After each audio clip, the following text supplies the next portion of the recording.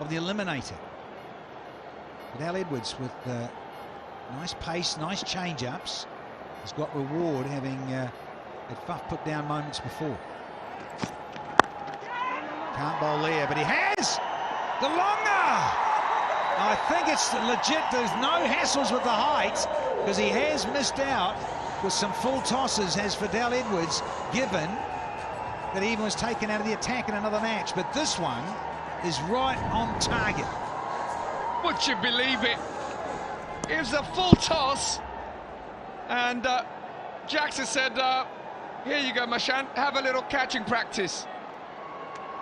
A very happy and jubilant Fidel Edwards as Will Jacks departs reluctantly. I think he was looking at the umpire to see whether it was high enough for a no ball, but however, he departs for 0, and the Tigers are now 16 for 3.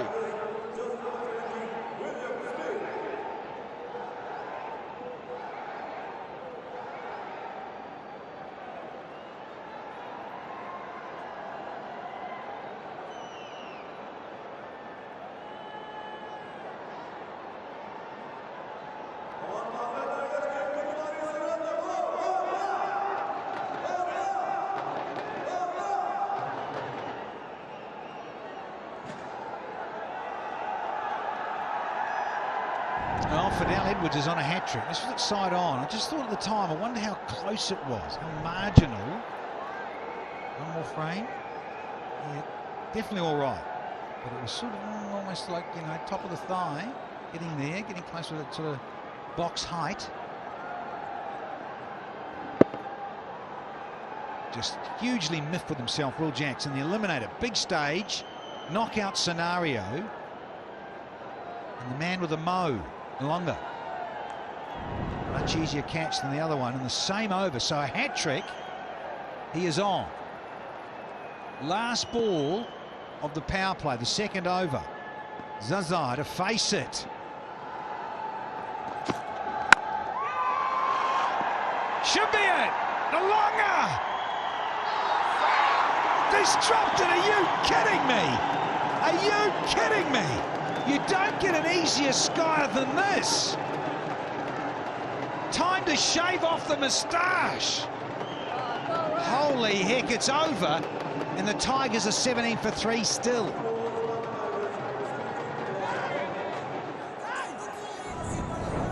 Oh no. This would have been the hat trick. Look how a nice little lob up in the air, and the reverse cup is a shocker.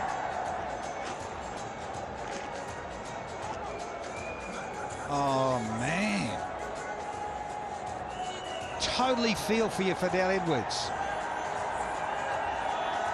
And the big fella with the chill.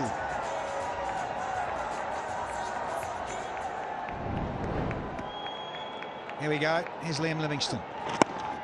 We've seen some drop catches and a half here in season 5. I know you always tend to have them. He's going to have to come upstairs. Yeah, Billy Taylor just wants to make certain, and there's no embarrassment. Leave the embarrassment to, unfortunately, Mashan Delanga. A drop catch of a dolly. Would have been a hat trick too. Upstairs, Eliminator. It's a little flick there. I think he'll be fine. Yep, still not made it there. It'll be easy for Eliminator, our TV match official, upstairs here. Bit of greenery, information. Yeah, we'll pull out early. Bit of gamesmanship here from the skipper Liam Livingston. Seeing where Zazai was going, and he's still, now he's not ready. Fair enough, because I'll tell you, he gets on with it very quickly, Livingston. He wants to rush through the delivery. Now he's not quite ready. Now he is.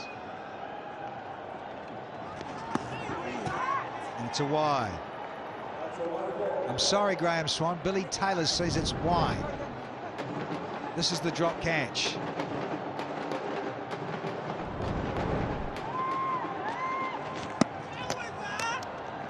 That's what we call a swing and a miss. Certainly is. Swings himself off his feet. Zazai 20 for 3 right now. Tigers really got to get it together. They've got to not worry too much about what's happened, and now got to start thinking about getting a partnership together and get a decent total so that they can put some sort of pressure on Team Abu Dhabi. We've got Smeed now on strike.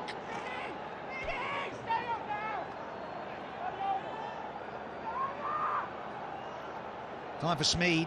Face the music. He's out there. William Smeed is into the side. Played last match as well. Dropped a catch apparently. There's so many of them I can't remember. I'm sorry, sports lovers.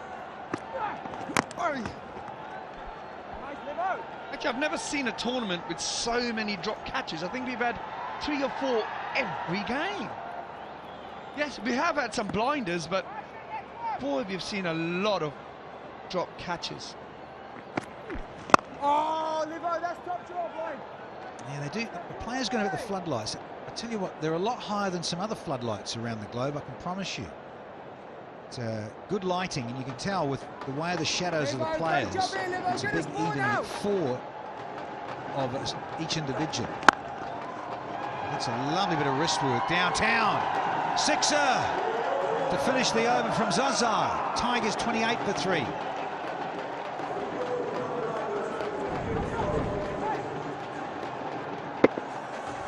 That's a little short arm jab by Zazai, followed by a stare, and words exchanged between Livingston and Zazai.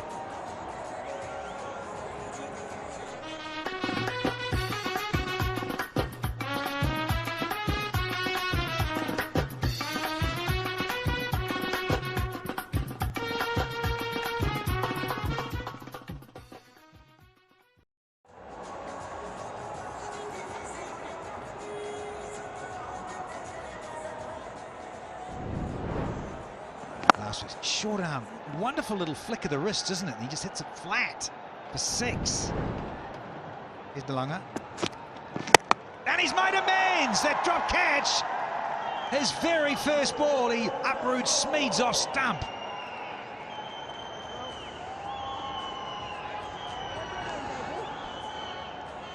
He's leaving, but they're in a rush here. What's going on? How about a few high fives and a big kiss or two? Yeah, this is a bit different. No celebration this time. Delanga runs up, gets rid of Smeed's off stump, and then just walks back to the top of his mark saying, I don't want to celebrate this. Perhaps he's still a bit embarrassed about dropping that sitter. But that's cricket for you.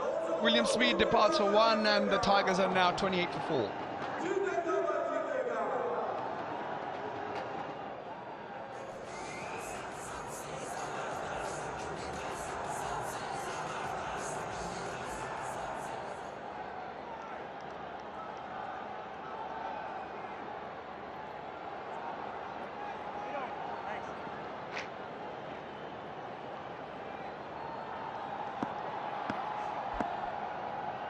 Any hell already?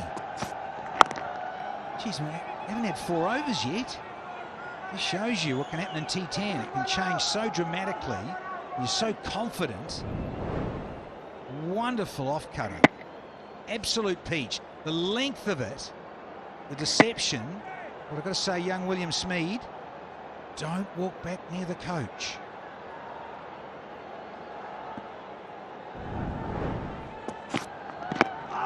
Good one.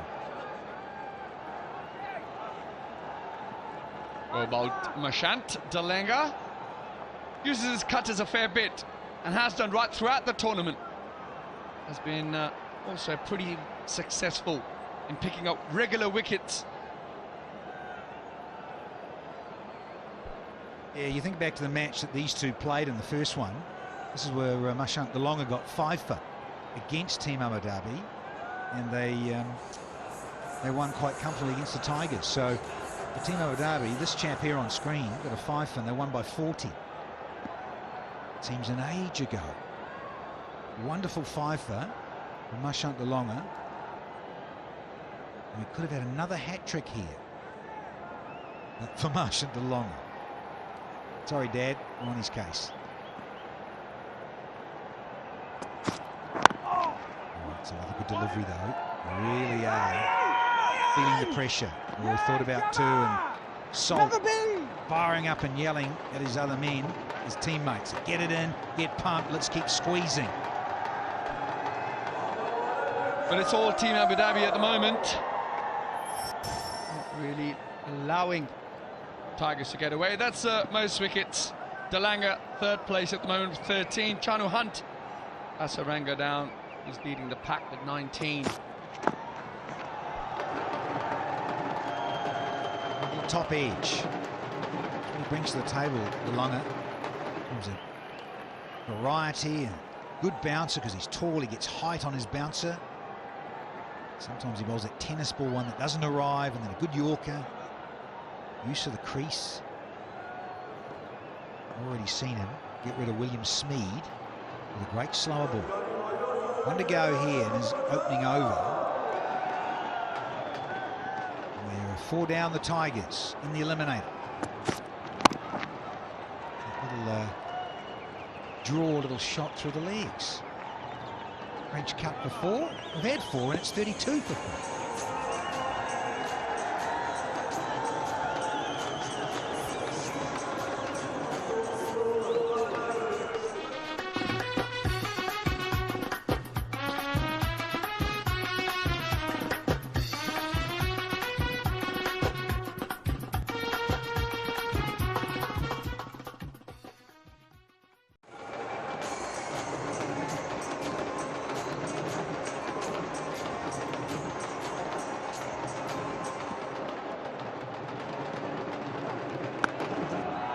Up and away. The battle continues with Zazai versus Livingston. And at the moment, there's more chirp going on. Here we go. Who said T10 wasn't spicy? Livingston having a bit of chat after he's been pumped for 6. I love this. Bit of needle out there. Livingston saying, let's see if we can have another go.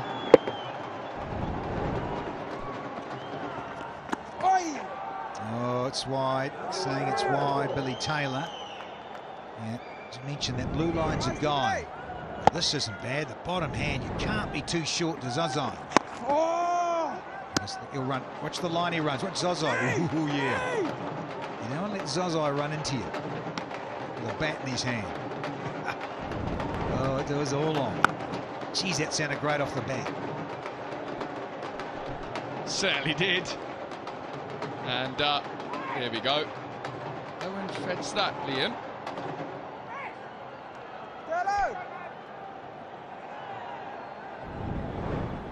Oh, yep. The cuisine is rather spicy out in the middle. There's the leggy. Nice stuff from Benny Howell.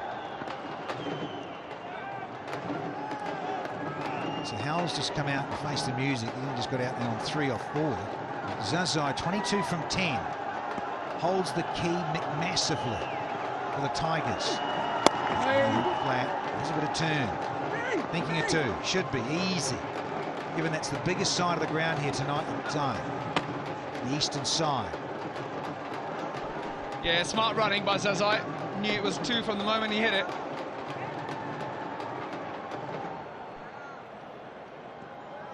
Big real estate under the onside. Oh, it's good. Again, he swings himself off his feet. Livingston is loving this. Yeah,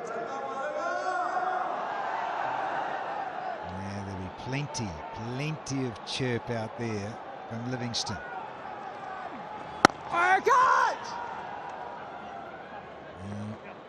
Skimmer for 1. We've had 5, and it's all the 4s. 44 for 4.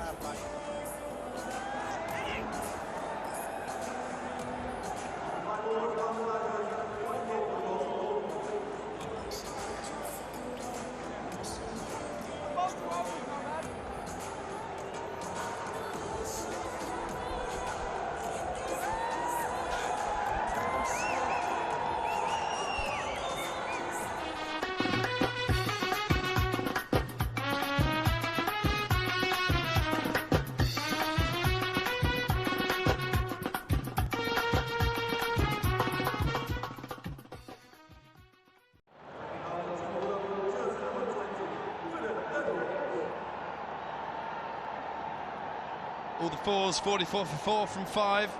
And what we've got now is the floating power play over. Joined by Baz and Khan.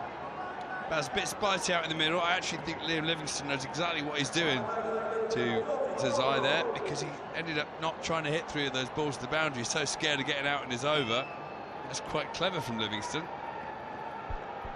Unfortunately, his spell is done, where it's now to Fidel Edwards.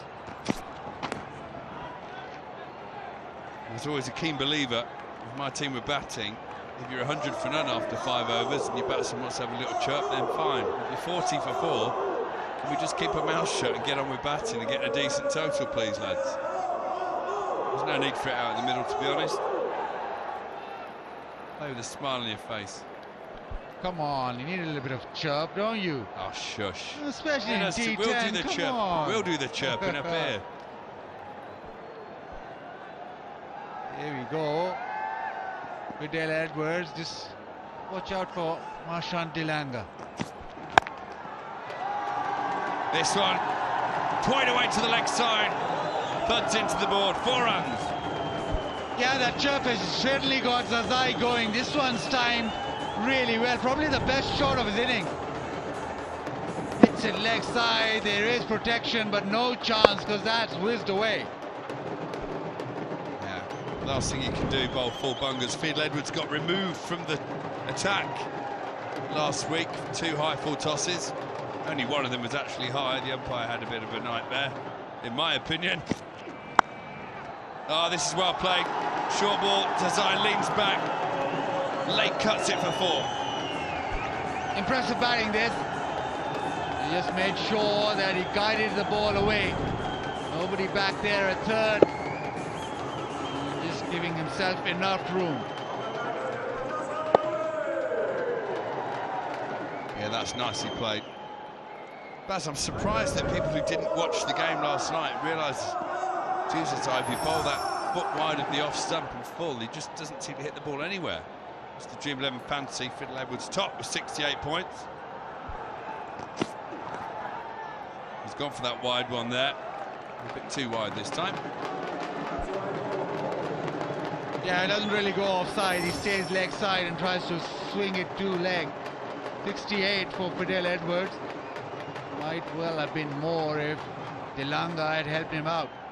51 for him.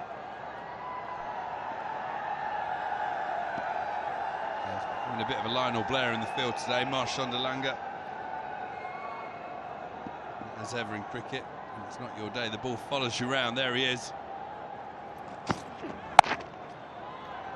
And this one's going to run away for 4 as well.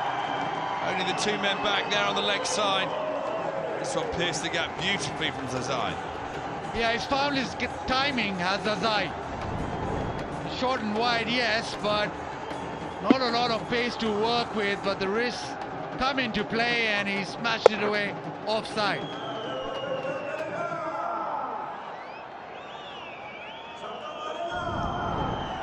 Bemoans the fact the fielders couldn't stop it, but it was good batting, not bad fielding. Deep square leg is coming up inside the circle as the point goes back.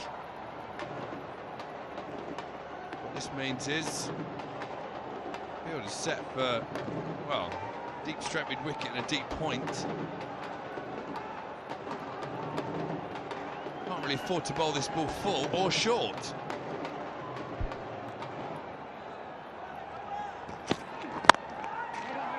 This one is full and wide, but very full, as I couldn't get underneath it.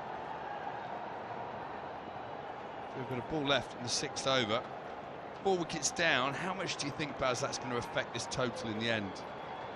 Great deal of depth left in the shed. It's all about Zazai now, really. If he bats for another 3-4 overs, they'll get that 100 mark, 110. But if he's dismissed now, then they really struggle. They've been a team where a couple of batsmen top of the order gets runs and then they get a big score. Nice and full again. Single to finish the over. 6 gone, 57, 58 for 4.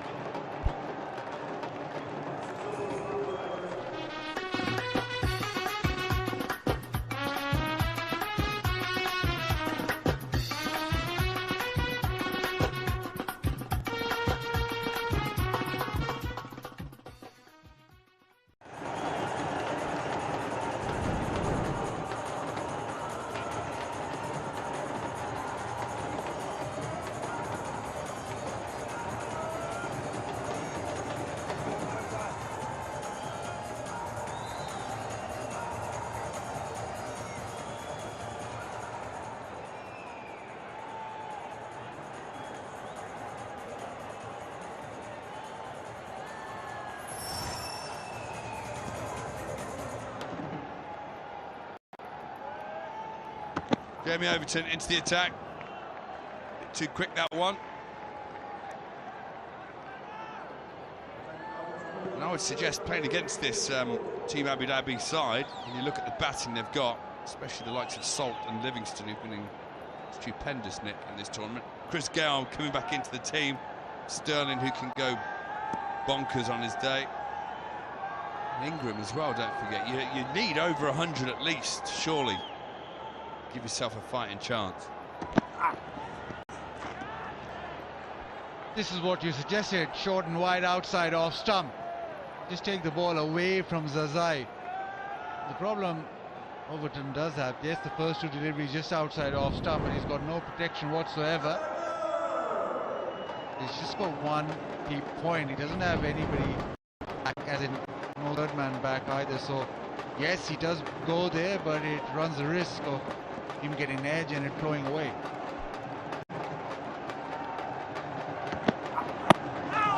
It's good from Overton. And for some reason the throw came in, which was just crazy. Not sure what on earth the fielder's thinking there, picking up the ball and having a throw. There was no one anywhere near but the boundary. There's never a chance for a run out. Complete. Farouk. That's a truly awful bit of cricket. Just a gift. This is eye back on strike. We stop this one. Throws again. This time he misses by long distance again. His skipper is absolutely livid with him. Hold on to the ball. That's something you've got to say to a lot of youngsters when you start playing. Just calm down. Try and breathe when you're on the field. Easy to get excited, as Farouk is here. Can't help himself. Well, he thought he was in with a run-out chance, but nowhere near. Yeah, you hope that the guy's practiced his throwing. It's a good 5 yards from the stumps. Can't be a skill you just get first time in the middle. Benny Howell on strike. Oh, this is short, top-edged, should run away. Oh, look who it is! Guess who it is down there? It's the boy Farouk, the best fielder on the pitch. Never puts a foot wrong. A round of applause from everyone. What about that, skipper? Give us a round of applause. He's bumped up. A few cracks at the stumps, didn't work, but this time around, full length dive. It's a rags to riches tale for Farouk, and the skipper loves it as well. This game's got everything. Hollywood producers, are you watching? Bollywood producers, sign this one up. The Eliminator, coming to a screen near you.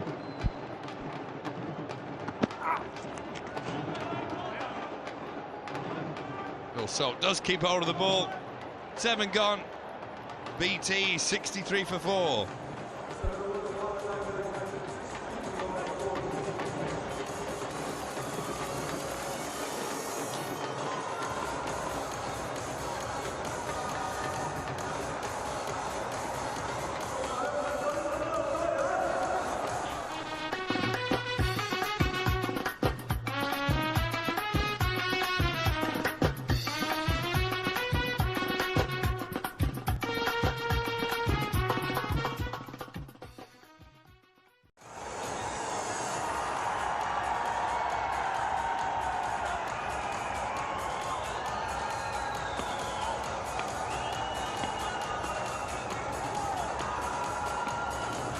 Just 18 balls to go, 63. That's all that the Tigers have managed to post so far.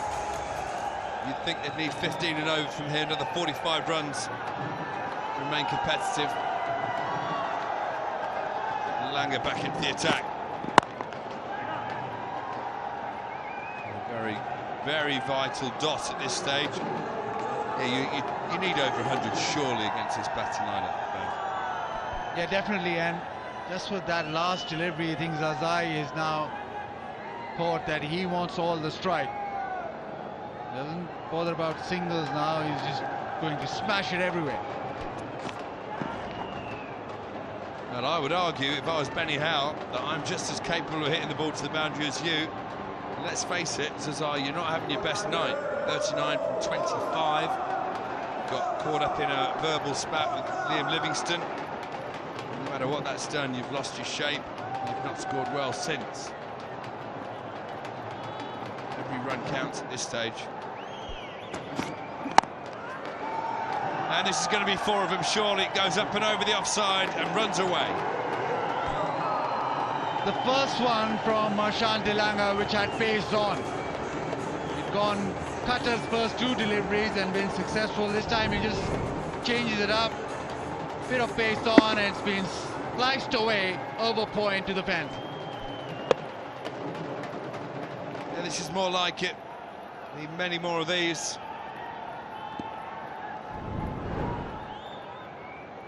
15 balls left in the innings.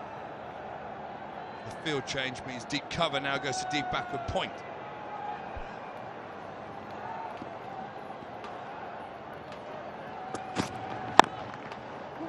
All the way into the gap. This could run away for 4, but Overton's quick. Quick release as well. He's swinging hard. First 4 deliveries, he's just gone for 6. And you think that, well, even at this stage, if you go for 10 and over, it's fine.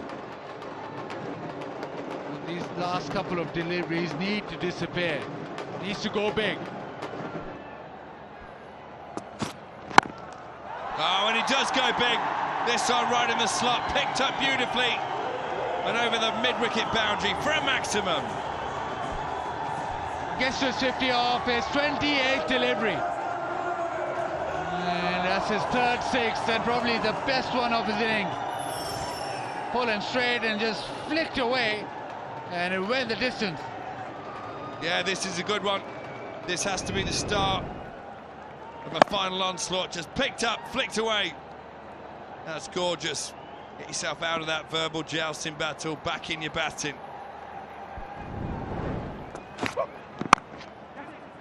Could be a run out. No. Baruch, he's learned his lesson. What a man. 8 gone, 76 for 4.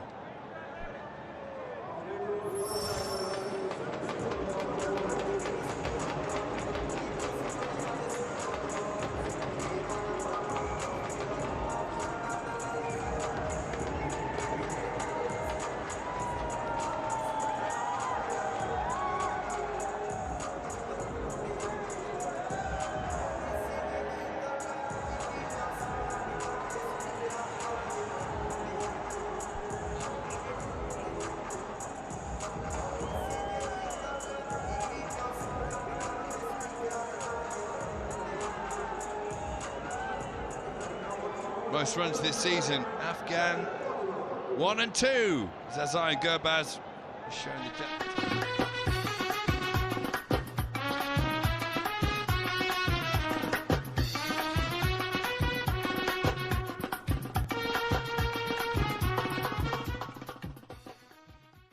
It's crashed away.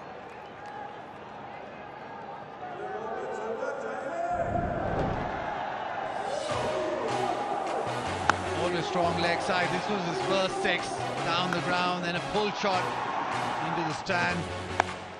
And he likes the leg side. Most of the shots through the onside. Low one again. This is good bowling.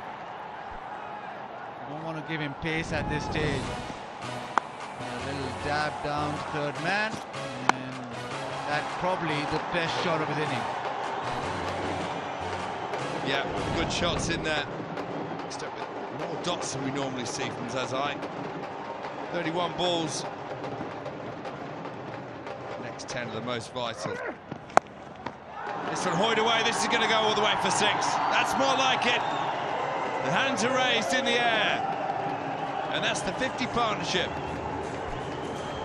It was pace off, but it was down leg side, so in the zone. Zazai wants to be fed leg stump, and this was exactly that. He's picked it up, smashed it away. Yeah, that slower ball is aching to be hit. And this one should run away. Very well fielded on the boundary. Danny Briggs down there. Superb stuff.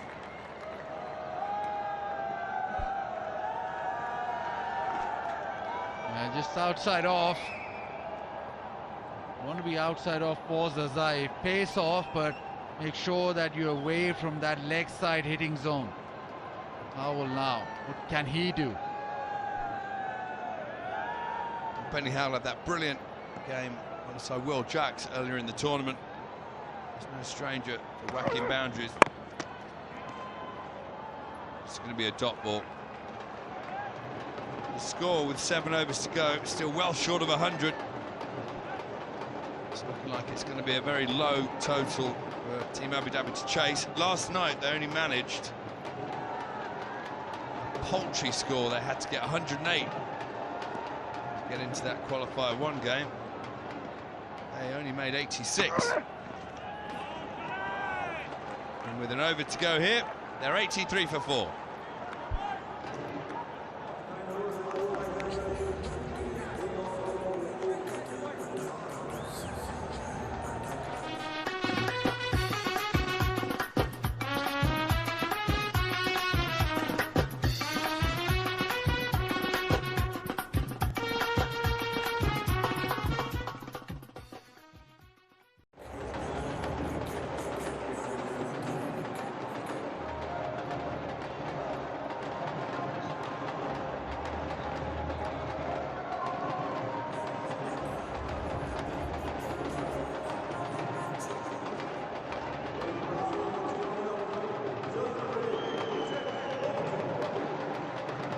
So 6 balls, and Jamie Overton, the man who's going to deliver them for Team Abu Dhabi.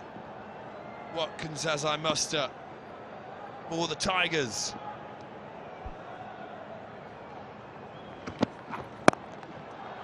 First up, that'll be a 4 over the offside.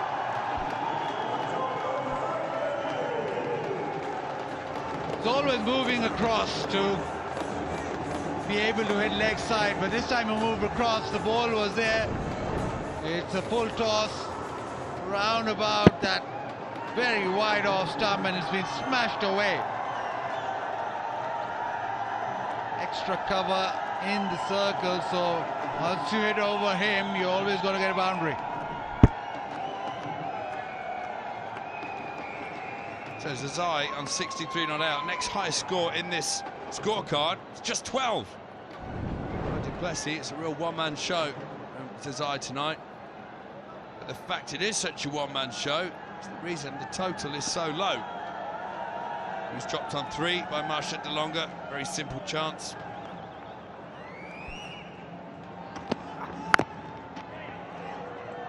And this will just be a single. Also, we'll just toss it back to Jamie Overton. Let's have a look at that drop, Baz. This is a costly one. And not only has he dropped Zazai, he's also dropped a chance for Fidel Edwards to get a hat-trick. He's absolutely distraught, and so was Fidel. Fidel had some words about it.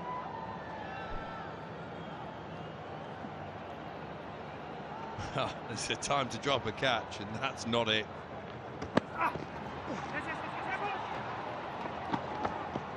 This will be a bye or a wide. A bye. Benny Howell had got off to the offside. He's remonstrating with the umpire, saying, why is that not a wide? Can't have it all your own way, batsman.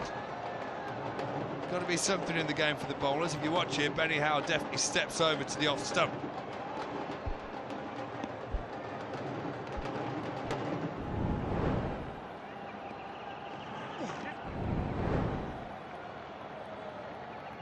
You could see that Benny Howell, his legs are in front of all 3 stumps. If he'd been stood up, it'd have hit him on the thigh. That's not a wide in my book. I'm sure many of you out there were never bowlers, and you'll all think that's a wide. Give us something, guys. Come on. Didn't even look at Mazid here next to me, shaking his head in disbelief. This one in the air. Guess who it's going to? Delanga. Hurls it down to Phil Salt at the far end. Just a single. Batsman remonstrating again, trying to get a no ball now. Never happy, these two, are they? Yeah, they're looking for a no ball now. Wouldn't this ask really? Well, we've had a couple of these calls go the way of the batsman this week, so anything goes. No, that's fine, it's on the way down, surely. But having seen the two that have been given no balls, I think this will probably be given a no ball as well. You're saying no ball? I'm saying absolutely not a no ball, because if he stood up, see, it's been given. If he stood up there, there's no way that ball is above his waist. Absolute joke for me, but the umpires are in the room next door and they're smashing blokes. Liam Livingston as well, looking at the umpire, because they can all see the big display. When the batsman's crouched on his back leg, he's about 6 inches lower than he should be, and it's still borderline with its waist height. You can almost hear Chris Broad's footsteps right now. I don't mind. I don't mind. You can find me half of my match fee. That's fine. Flicked away. What's going on here? A little pass back, not working, and they'll come back for 3.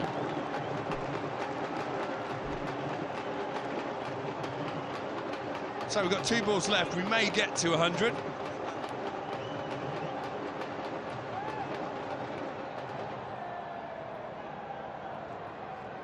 Zazai needs to do a few more 5 and 10k jogs, I think, get through these 10 overs.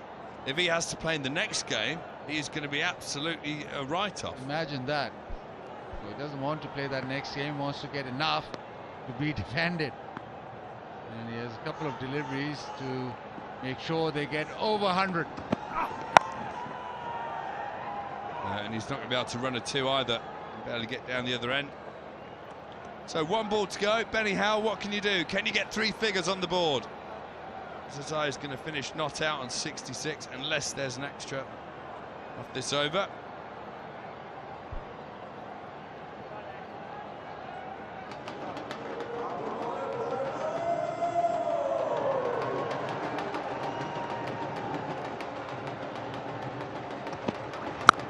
Oh, that's a beautiful shot. He will take it over 100.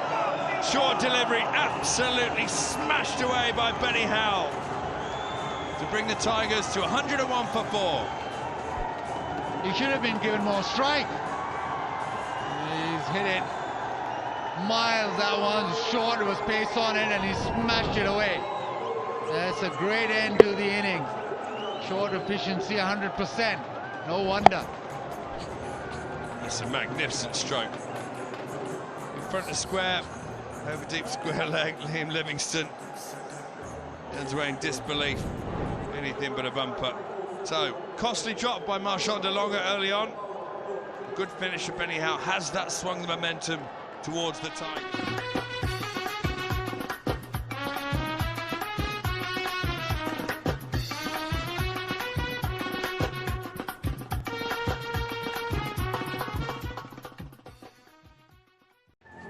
Drop catch. Zazai 66. Howe not out 14. 101 for 4.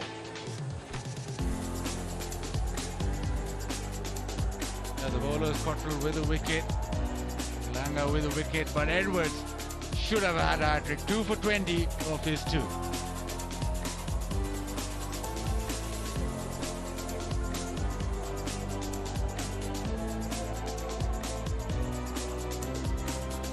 Let's have a look at these wickets. Oh, we've got a minute.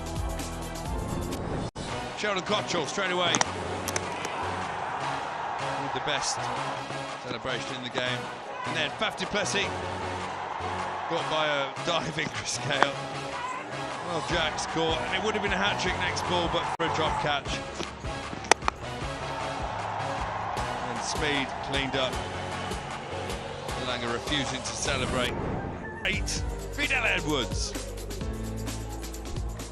I've got Fidel Edwards alongside me. Now, you got 2 crucial wickets there, but how gutted were you to miss that hat-trick? Yeah, you know, it probably will be the first time I'm taking a hat-trick in probably international cricket. But, you know, it's all about bowling properly, and we did, I think, a fantastic job. Yeah. So I guess that's what we wanted to do as a bowling unit. Let's talk about the overall performance. Are you all happy by the way you all restricted the opposition today? Yeah, anything around 100 or under 100 was pretty good. So bowling out there. So especially under these conditions, it's pretty good as a bowling unit. Bowling the team for 100, that's good for us. Well, tell me, were you all guys surprised when Bangla Tigers won the toss and then decided to bat? Actually, I wasn't even studying about that. You know, you got to do whatever you do, you got to do it properly. And they choose the bat, and we had a bowl, and we had to do a good job. Well done, but crucial game ahead. Good luck for the second innings. Thank you. Thank you. So there we go. The first.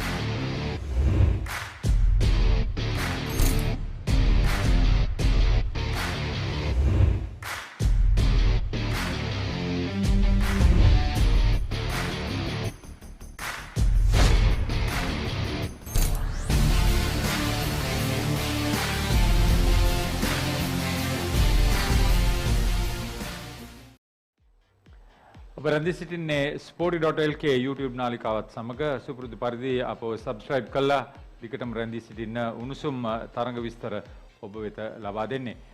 පස්වෙනි Abu ඩාබි T10 තරඟාවලිය 2021 අද 14 වන දිනය. අද දිනේ තරඟ 3ක් පැවැත්වෙනවා. එයින් දෙවන තරඟය තරඟාවලිය 32 වන තරඟය හැටියට පිටු දැකීමේ කණ්ඩායමක් පිටු දැකීමේ තරඟය එහෙම නැත්නම් Eliminator තරඟයේ මුල් කොටස අවසන් වෙලා තිබෙනවා.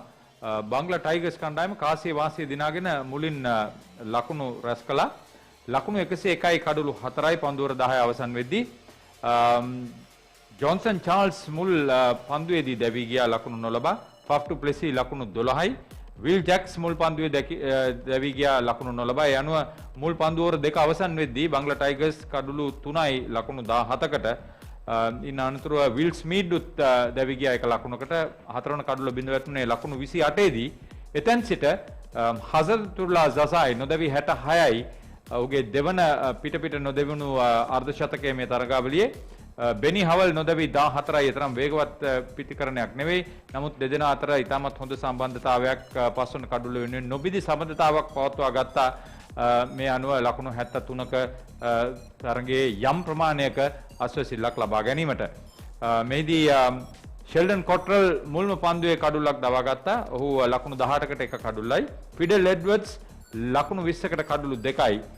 ඊට අමතරව මාෂාන් ඩිලැඟ එක් කඩුල්ල දවා ගත්තා ලකුණු 17කට. මේ ඉනිමේ නිරකුණු පන්දු 16ක් යවුණා. අවසන් පන්දුවරේ ජේමි ඕවර්ටන්ට ලකුණු 6ක් අවසන් පන්දුවේ බෙනි හොවල්ගෙන්. ඒ අනුව මේ තරගයෙන් පස්සේ අපි මේ තරගයේ අවසන් පන්දුවර දෙකේදී ලකුණු 25ක් වාර්තා කරගත්තා. මේ තරගයෙන් පස්සේ තවත් තරගයක් පැවැත්වීමට නියමිතයි. ඒ තරගයේ පිළිබඳ විශේෂයෙන් කියවෙන්නේ Deccan Gladiators සහ Delhi Bulls අතර පැවැත්වී පළමු සුදුසුකම් ලබා ගැනීමේ තරගය අද මුල්ම තරගය හැටියට පැවැත්වුණේ තරගාවලියේ 31 වන තරගයේ. එහිදී පහසු ජයග්‍රහණයක් වාර්තා කර ගැනීමට හැකියාවක් ලැබුණා. Deccan Gladiators කණ්ඩායමට 139 කඩලු 4යි මුලින් ලකුණු රැස් කිරීමට ආරාධනා ලැබුණා. පන්දුවර 10 දී ආන්ඩ්‍රේ රසල් 39යි ඩේවිඩ් විස නොදැවී 31යි ඔඩියන් ස්මිත් 30යි ඊට අමතරව ටොම් කෝල කැඩ්මෝ 23යි ඩොමිනික් බ්‍රෙක්ස් ලකුණු 15කට කඩලු 3යි. මේදී රසල් සහ ටොම් කෝල කොඩ්මෝ ලකුණු 58ක් මුල් කඩුල්ලට ඉන් පස්සේ කඩලු 3ක් බිඳ වැටුණා ලකුණු 3කට. ඊටත් පස්සේ ඩේවිඩ් වීස සහ ඔඩියන් ස්මිත් පස්වන කඩුල්ල වෙනුවෙන් නොබිදි සමතතාවයේ ලකුණු 62යි. පිළිතුරු ඉනිම ඩෙල්ලි බුල්ස් ලකුණු 122යි කඩලු 5කට සීමා වුණා පන්දුවර 10 දී. ඉයන් මෝගන් 27යි හෙම්රාජ් චන්ඩපෝල් ලකුණු 24යි ෂෙෆෙන් රදර්ෆර්ඩ් 21යි ආන්ඩ්‍රේ රසල් ලකුණු 27කට කඩලු 2යි වනිදු හසරංග ලකුණු 20කට එක කඩුල්ලයි ඔඩියන් ස්මිත් ලකුණු 21කට එක කඩුල්ලයි ටයිමල් මිල්ස් ලකුණු 21කට එක කඩුල්ලයි. මෙහිදී ටොම් කෝල කැඩ්මෝ උඩපන්දු දෙකක් රැකගත්තා. ඔඩියන් ස්මිත් එක උඩපන්දුවයි. මේ වන විට ටොම් කෝල කැඩ්මෝ තරගාවලියේ වැඩිම උඩපන්දු රැකගත් ක්‍රීඩකයා උඩපන්දු 8ක් සමග ලකුණු 17ක ජයග්‍රහණයක් වෙනුවෙන් අවසන් කඩලු 3 ලකුණු 13කට බිඳ වැටුණා ඩෙල්ලි බුල්ස් කණ්ඩායමේ පන්දු 13කදී. ඒ නිසා ඔඩියන් ස්මිත් තරගයේ වීරයා බවට පත් වුණා. එම පළමු වන සුදුසුකම් ලබා ගැනීමේ තරගයේ අනුව Deccan Gladiators කණ්ඩායම අවසන් තරගයේ වෙනුවෙන් සුදුසුකම් ලබා ගන්නවා. ඩෙල්ලි බුල්ස් මේ තරගයේ ජයග්‍රාහී කණ්ඩායම සමග ඊළඟ Eliminator 2 එහෙම නැත්නම් පිටු දැකීමේ දෙවන තරගයට අද දවසේ සහභාගී වෙනවා. ඒ අනුව ජයග්‍රාහී ඉලක්කය වන්නේ ලකුණු 102ක්. මෙය බංග්ලා ටයිගර්ස් පන්දු යවන්න බල ඇනියේ ප්‍රධාන අභියෝගය. නමුත් ලියාම් ලිවින්ස්ටන්ගේ අබුඩාබි කණ්ඩායම ඉතාමත් හොඳින් පන්දුවට පහර දෙන කණ්ඩායමක්, වැඩිම 6 පහරවල් එල්ල කරගත් කණ්ඩායමක් පිටිකරුවන්ගේ පැත්තෙන් බැලුවාම. ඒ නිසා මේ ලකුණු සංඛ්‍යාව එතරම් අපහසු වෙයි කියලා හිතන්න බෑ. නමුත් මේ තරඟවල දැන් කැපී පෙනෙන වෙනසක් සිදුවෙන අවස්ථාවන් අර දිනන්නෝ හැම වෙලේම ඉදිරියට යන ආකාරයක් පෙනියන්නේ. Deccan Gladiators සමග හෙට දිනේ අවසන් තරඟයේ තරඟ වදින කණ්ඩායම කුමක්ද කියලා බලා ගන්න මේ තරඟයත් වැදගත්. අපි අබුඩාබි ක්‍රීඩාංගණයට යනවා තරඟයේ පිළිතුරු විනිම අබුඩාබි කණ්ඩායමේ ඔබ වෙත ලං කිරීම සඳහා.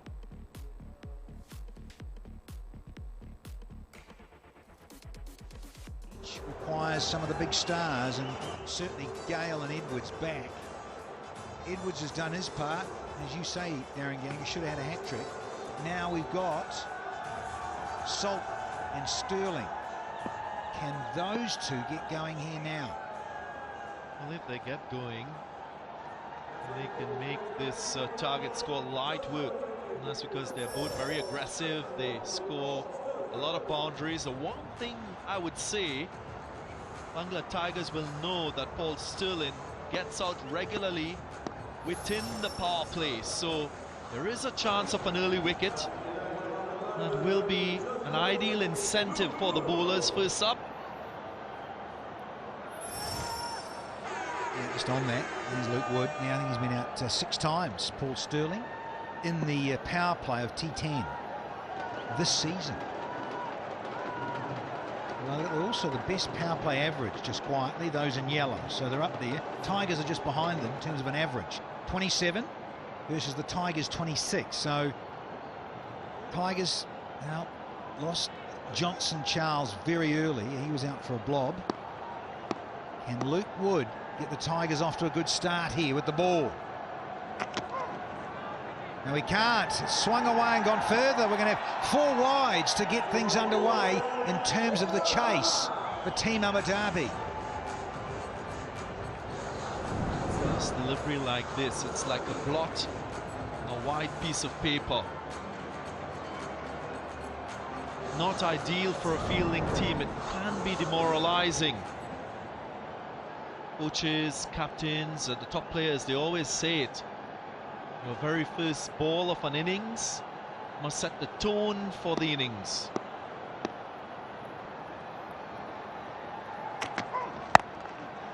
Caught up. Faf du Plessis!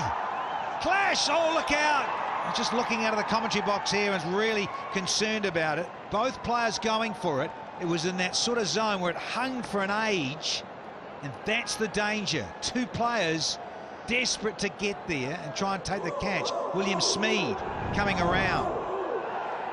Up high, big chance. Well, you're right, Danny. We just didn't want that collision to happen. Luckily it didn't. Faf du Plessis doesn't have good memories here. Got injured during the PSL. There was a concussion that took place. He had memory loss, kept him out of the game for a while.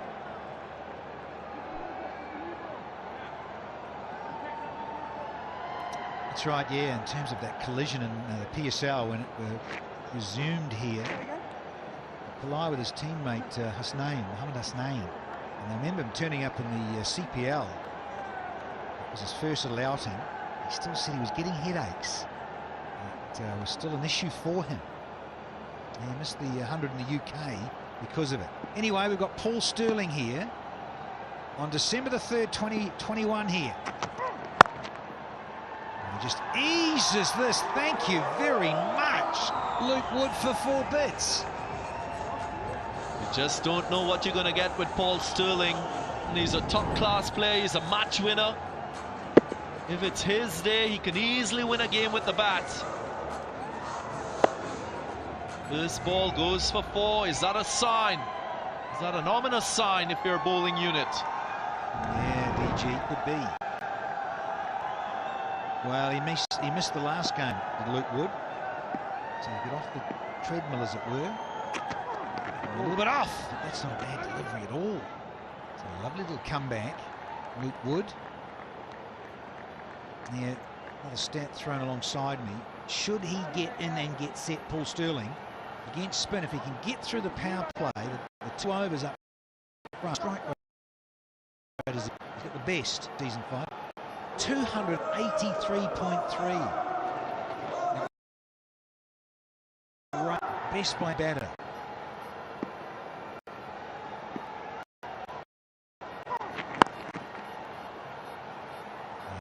Pace off the ball, got to be watchful. Started with 4 wide, so already 13 on the board. To go. Can't make Luke Wood pay here. Dearly love for this to go for 4 or 6. Those in yellow. What I've seen from that first qualifier 1, Danny Morrison, is a bit more thought into strategy, more application out in the middle. Speak about application, that is a top-class shot. That's a good delivery that's been pumped wide of mid-on. End of the over, 17 without loss. Yeah, just a little flick, and he's in such good form, isn't he? A little bit of bottom hand, guides it where he wants to. Wide mid-on for 4. Smeed, no chance.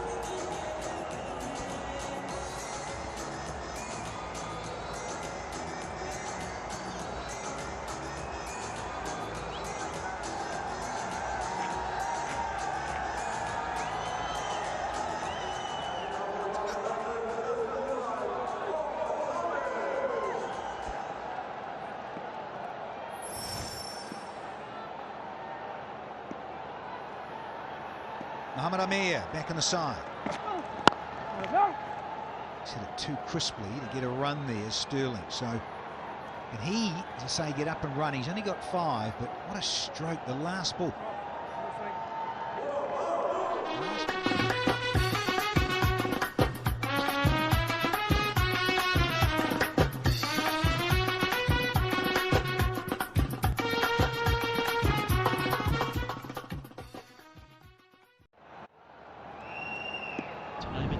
At the forefront. Sterling! Here's a maximum to the short side of Zazai tonight. Lovely picker. Off averages, he's due. Hasn't really scored big the last couple innings, but tonight might just be a night for him. That's right, so I'm giving you your team tonight, and they're bowling. Oh, a little punch. Is it enough? Oh, you better believe it. That is such a gorgeous little punch over mid-off. Even better than a peanut punch, Danny Morrison. Sweetly played. Sweet as. Hashtag love a cocktail.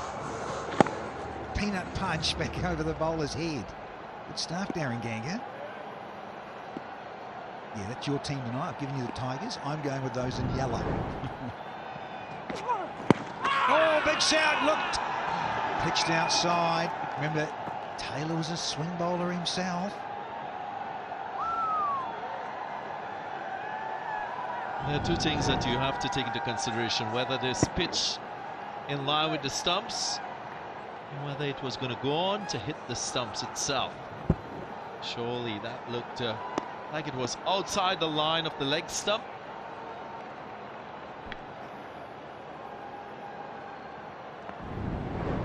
So there would have been doubt there. And that's a good decision by the umpire. The age-old benefit of the doubt. Or the batter. No, don't get in there. Do not get into Salt's legs. I think that was William Smeed with all the speed. Wow. Okay, yeah, the ball before. Pitched on. No. So you can see why Billy Taylor was negative with the decision. Well done, great decision.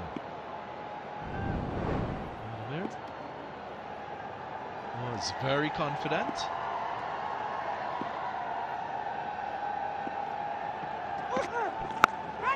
Sliced. Third man, run away. 4 again off the last one. 16 off that. It's 33 without loss now.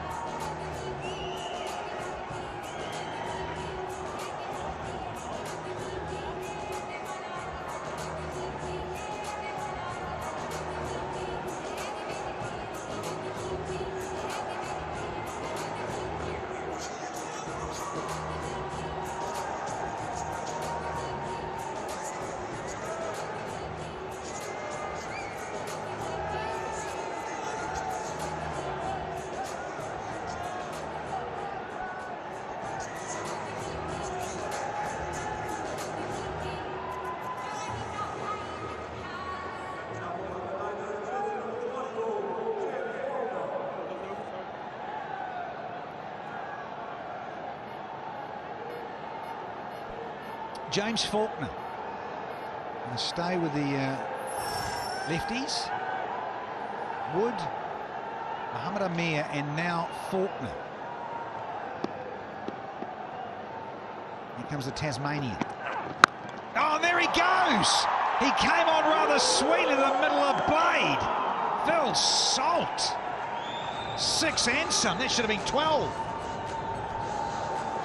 Cracked away. That's a virtual slug sweep.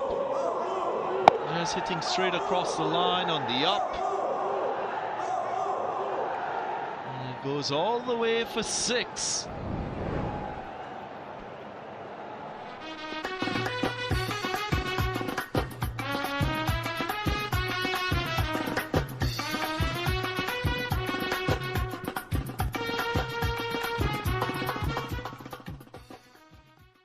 Whether it's 50 overs, 20 overs or 10 overs. The openers do a good sound job, well then look out. Even the number 3, as we saw in that game with the Gladiators, the first qualifier 1, was Russell at the top of the innings. Join the party, Sturlo! 6 more in the over. Fans are loving it in yellow. You can just sense when a player is going to have a good day. Paul Stirling, he's of real good substance as a batsman, scores a lot of runs for Ireland. And if he misses out on a couple of innings, he will definitely cash in, as we're seeing here. The groan from Faulkner. Change of pace. It's done a bit of Smeed with a throw back in, but some good teamwork out there. Will Jacks with Will Smeed. This over reads 6, 1, 6 and 2. 15 off, 2 to go. And Team Abu Dhabi humming. No symmetry there, Danny Morrison. I know you like your symmetry. Like that haircut as well. Swivel. He's busy again as Will Jacks. Sturlo gets back for a brace. Good stuff. 50 comes up now for Team Abu Dhabi. He is laughing his face off here, having to get back for 2.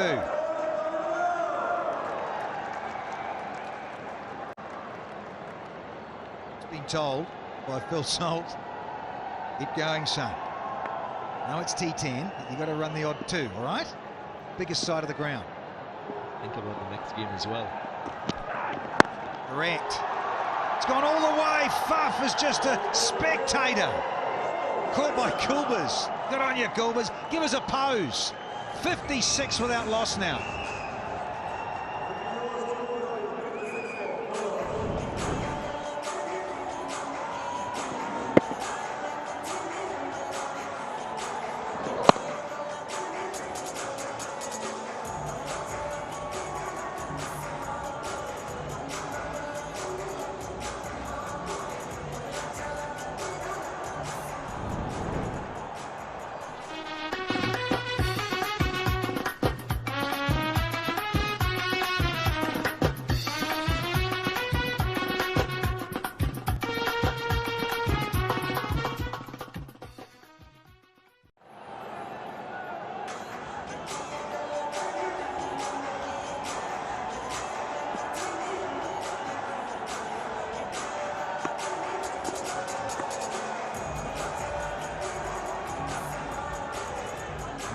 have this floating batting power play because of all the momentum from these two. Catch this, Gulbers. Give us a pose. Where are the muscles? Chilling says, there you go, Faf. That's how you do it. Beautiful striking from Salt and Sterling. So swapping things around here. What's Faf is? He's going to go with the left-handedness. Luke Wood's going to swap. He's going to come from the city end. He started at the pavilion end here at Zayed. Now, Buff's saying, we need you because it is the floating batting power play over number 4. Tights and all, these fellas. Good flair. Fit gentlemen. Oh, the Spice Man. Andre Fletcher on the right with DJ Bravo. And so whoever wins is going to meet the DJ. Back-to-back games. Tough, but that's the way it is. If you finish 3rd or 4th, you've got to play an eliminator and then play the loser of Qualifier 1. Oh, catch it! Get out the way and be safe. Geez, that came back quick. Yeah, powerful strike. But you can see what Team Abu Dhabi has done here with the floating power play. 2 right-handers trying to hit to the short square boundary, so I'm sure that will be the target. Or maybe Luke Wood might be the target. Yeah, good call, Darren Ganga. Watch that. It's so dangerous. I think in the modern era of T10 and T20, bowlers under the pump. 2-leg side with this floating power play only. Oh, just like that, Paul Sterling. Quality improvisation. Just shows, Danny Morrison, you don't need to be loud all the time. You can achieve the same thing by just doing it a different way, quietly around the corner and accumulating 4. Yes. Good thought process. He's now the top run scorer in the history of T10. Goes past Andre Fletcher, Rodman Powell in the mix, and Nicholas Poran. So gone to his favourite area, but a lovely change of pace. So good bit of thinking here from Luke Wood.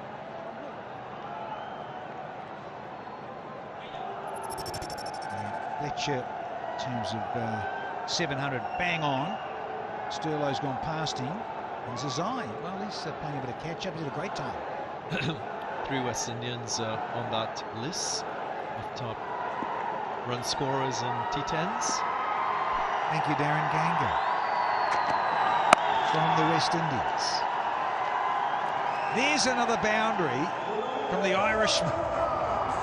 Not a West Indian. Very stylish, very effective. Goes about business of scoring runs with high intensity. That's how he plays. Always trying to find the way to get the boundary and to accumulate runs.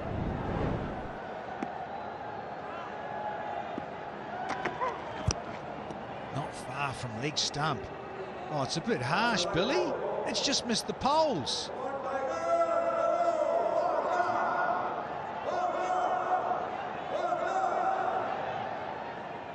Just have a look at this one. He's gone across to the offside. Oh, it's just missed. Billy, give us a break. Look at the batters.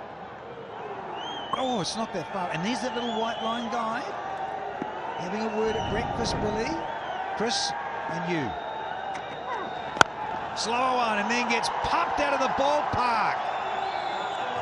Thanks, Billy. It's 6 more.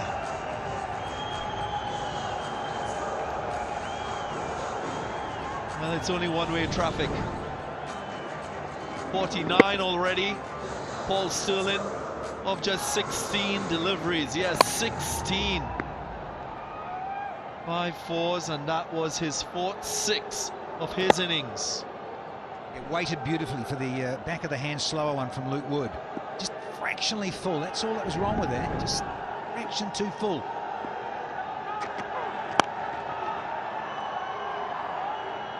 Come back for 2. He says, no, I want to keep the strike. 50 up. Well, that is definitely a Rario moment. You can now own your favourite cricketing moments from Rario.com. What a wonderful innings. 73 after 4 here.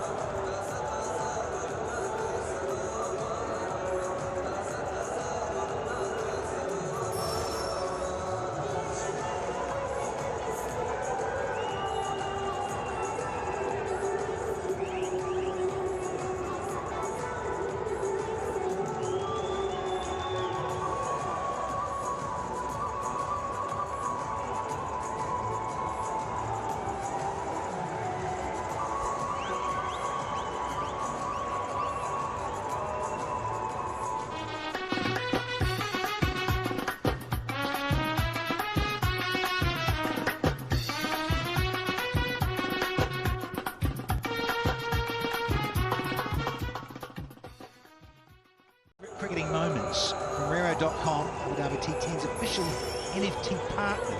And we're going to see Benny Howell up against the highest run getter in T10 history, Paul Sterling.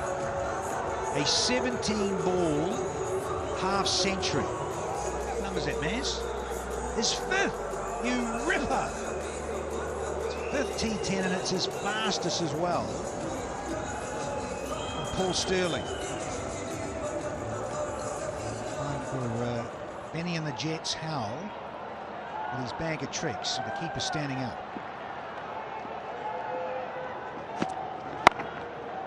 Right hand eye, needed to be, that's hit off about middle and off.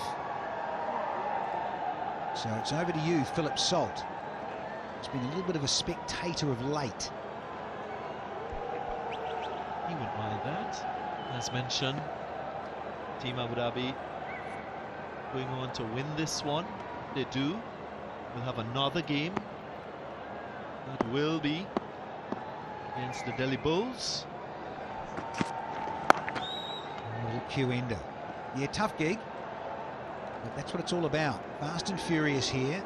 On the playoffs, it's Friday, you've got to play 3. You played better, well, you would have been the earlier game. And got to play well. So you see Delhi are going to back up, even though they played in Qualifier 1, and they get a little bit of a break. They two are sitting here and waiting for the winner of this one. At the moment, it is looking comfortable for those in yellow. Just 27 now of 32. Don't expect Paul Sterling to slow down. And if anything, he will go a little bit harder, because he's seeing light at the end of the tunnel. 27 required in the driver's seat. Required rate of just under 5. And a lovely free swing all the way. Paul Sterling seeing it like a beach ball.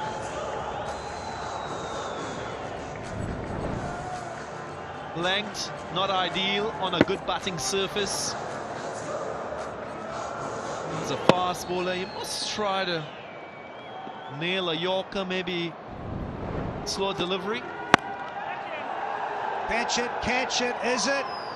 Faf du Plessis catches one on the deep, and it's the end of Paul Sterling. And it was a slow delivery, pace off, a little bit wide of off stump. That is exactly how the Gladiators went about bowling in these conditions. That's the reason why they're already in the final. Something to learn with every single match. This occasion, du Plessis makes no mistake. It's really a consolation wicket because the damage has already been done. Sterling goes for a brilliant 57, 81 for 1.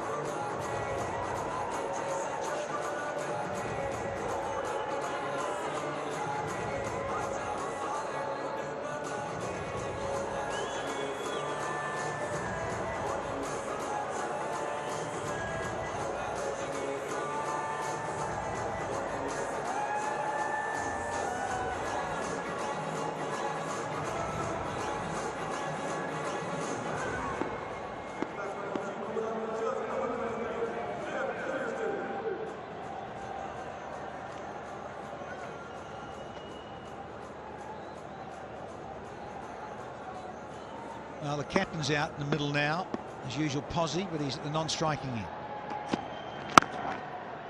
Salt was in good touch. Oh, look, 5 done, it's 82 for 1.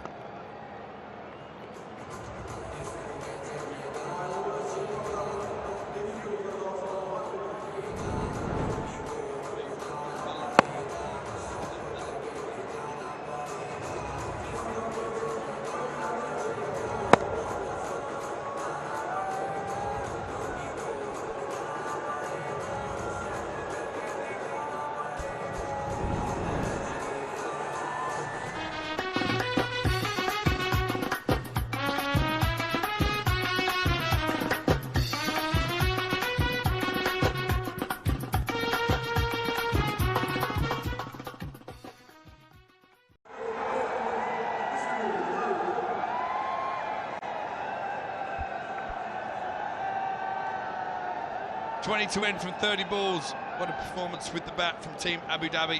Got fired up in the field. They've come back and they've really meant business with the blade. And they carry on. No messing around from Phil Salt.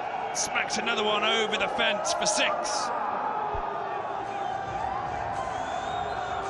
Looks an absolute carbon copy of his first 6 of his innings.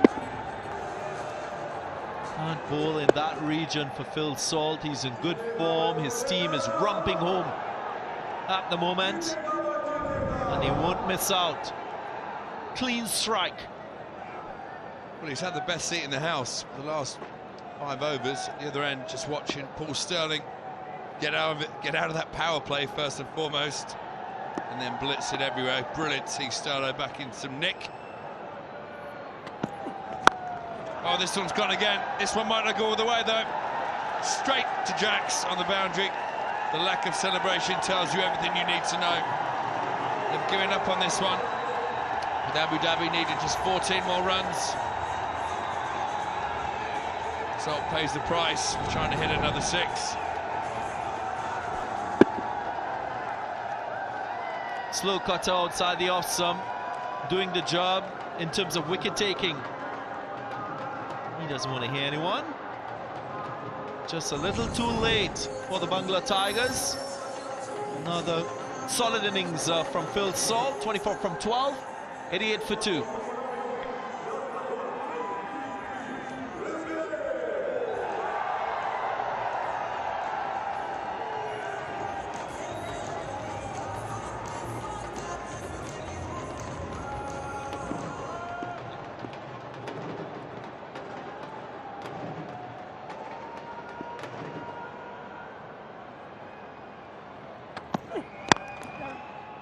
So Liam Livingston gets a chance to be in the middle when the game finishes alongside Chris Gale. Just 13 more runs for victory, over 4 overs to do it.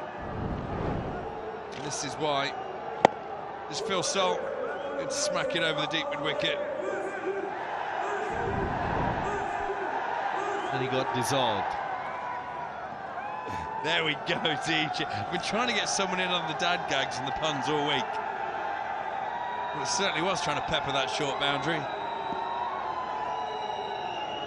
Just 3/4 into the wind over his left shoulder. Ran out of luck.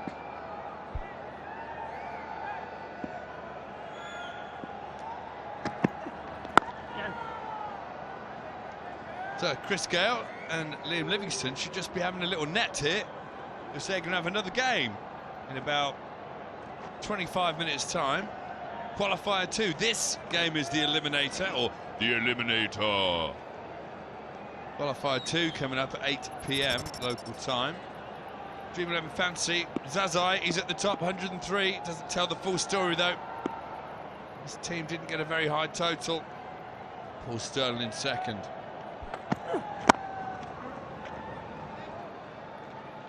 Sure, the skippers on both teams would rather the players top of the Dream 11 fancy points. It means their team have got a monster. The Dream 11 commentators leaderboard, somehow, unfathomably, I'm still one from bottom. Ganga's still at the bottom with the cleverest in class. I don't know what's happened. Morrison sneaking up the table. Well, who's going to argue with Basil Khan? He's the only one with the brain amongst us, let's face it. Away Shah in second, the real shock.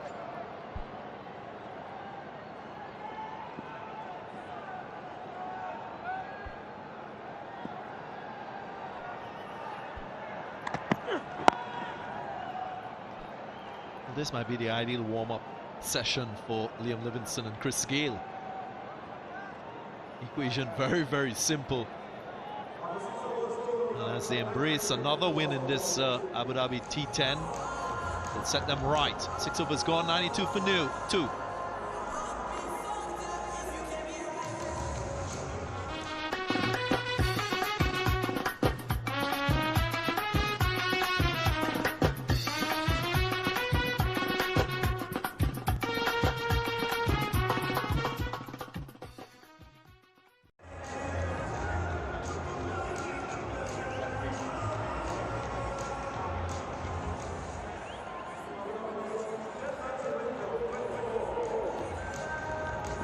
10 runs required, 24 balls. Benny Howe, the scourge of batsmen throughout this tournament. And a cracker. Looks like it's his last game for this year. And he's flown the flag well for English medium pacers. That'll be a wide. Someone else who's flown the flag his brand of cricket is Paul Sterling. Dream 11 game-changing knock from him today. He struggled to get out of the power play a few times, but when he gets out, oh my word, he's good to watch, Derry. Real match winner, and that's what you want in white ball cricket, guys who could come in and just take a game by the scruff and win it. And as this guy has done more often than not, Chris Gale pumps one wide of long on. Just as you say, taking the game by the scruff. Exactly what he's done for many a year. A little nod, smoked it indeed, slower ball. It's short of a length and crunched over the boundary. 3 to win now. Oh, good hand from Johnson Charles, that could have been it. It's a big wide, so now 2 to win, 23 balls.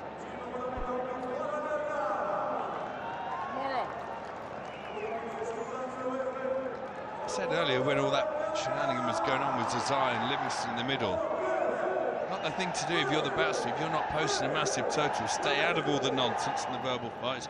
Concentrate on posting a huge total. Just not enough tonight.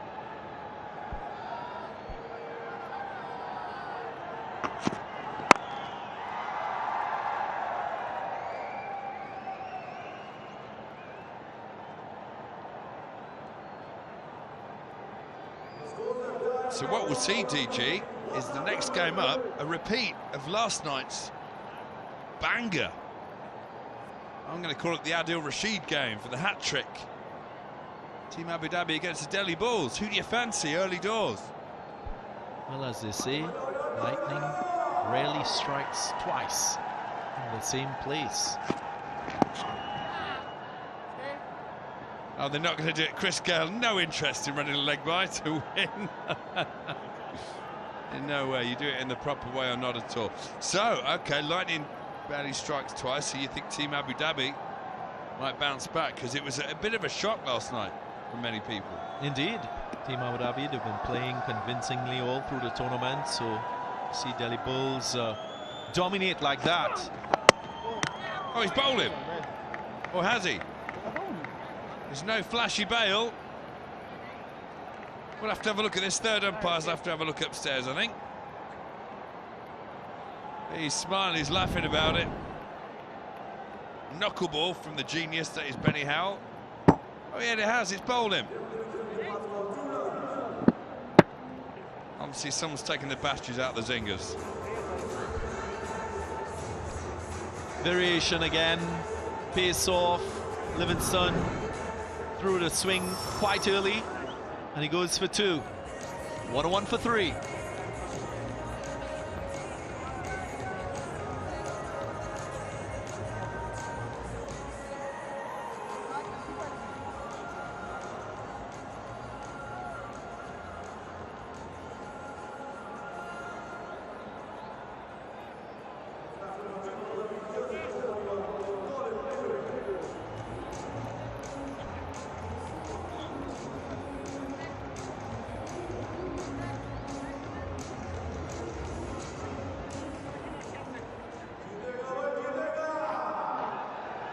So 1 to win, 20 balls. Ingram strolls to the wicket. Benny Howell with another slow ball wicket.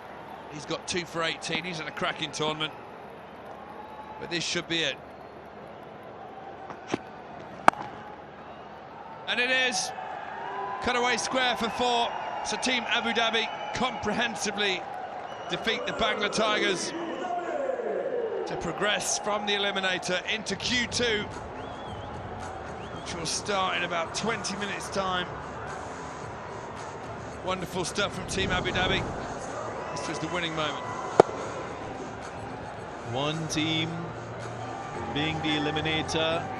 The Tigers struggled to get wickets. The first was after that big partnership of 81 was Paul Sterling caught by Faf du Plessis, and then Phil Salt going for another big one, held out to Will Jacks. The captain, Liam Livingston, got into his shot too early and he chopped on. Just 3 wickets to fall. And the Bangla Tigers never looked like they were in this game. No, they didn't. And this is why. Paul Sterling started off with a couple of good ones. That was a corker from Phil Salt. Anything he could do, Sterling could do too. Looked in real touch today, great to see. The Irish fella, big smile on his face. He didn't mess around whatsoever, that was a beauty. And then another good one from Salt. And let's finish it off as you should with any glorious sixes package with a monster from the universe. Qualifier 2, and Liam hasn't got his pads off, so he's ready. Dwayne Bravo, match referee Chris Brawl, Liam with the coin. Tails is the call. It's a heads. Ball. Oh, fuck it, man. What are you going to do? We're going to have a ball. Didn't that batting first go well last game? We bowled first. Yeah, I know. We didn't really know what to do, to be honest. Like I've said before, whoever plays the best cricket over 10 overs will win. So, yeah. Back-to-back games, how tough will that be, or just go with the flow? We're all used to playing T20 cricket, so I think it's fine. The boys have played really well, so hopefully we can continue that momentum from the last game. Will you change anyone? Sterling was blowing a bit. No, absolutely not. Same team.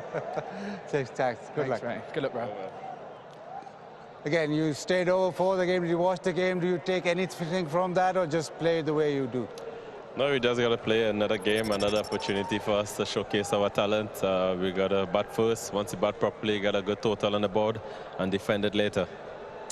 Remember last night you did well against the same guys. Will that have any effect on this game?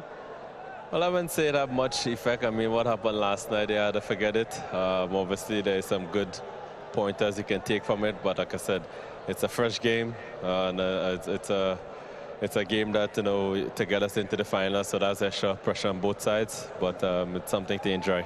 Any changes to your side? Or? Yeah, Rampal comes in and Naeem Young misses out.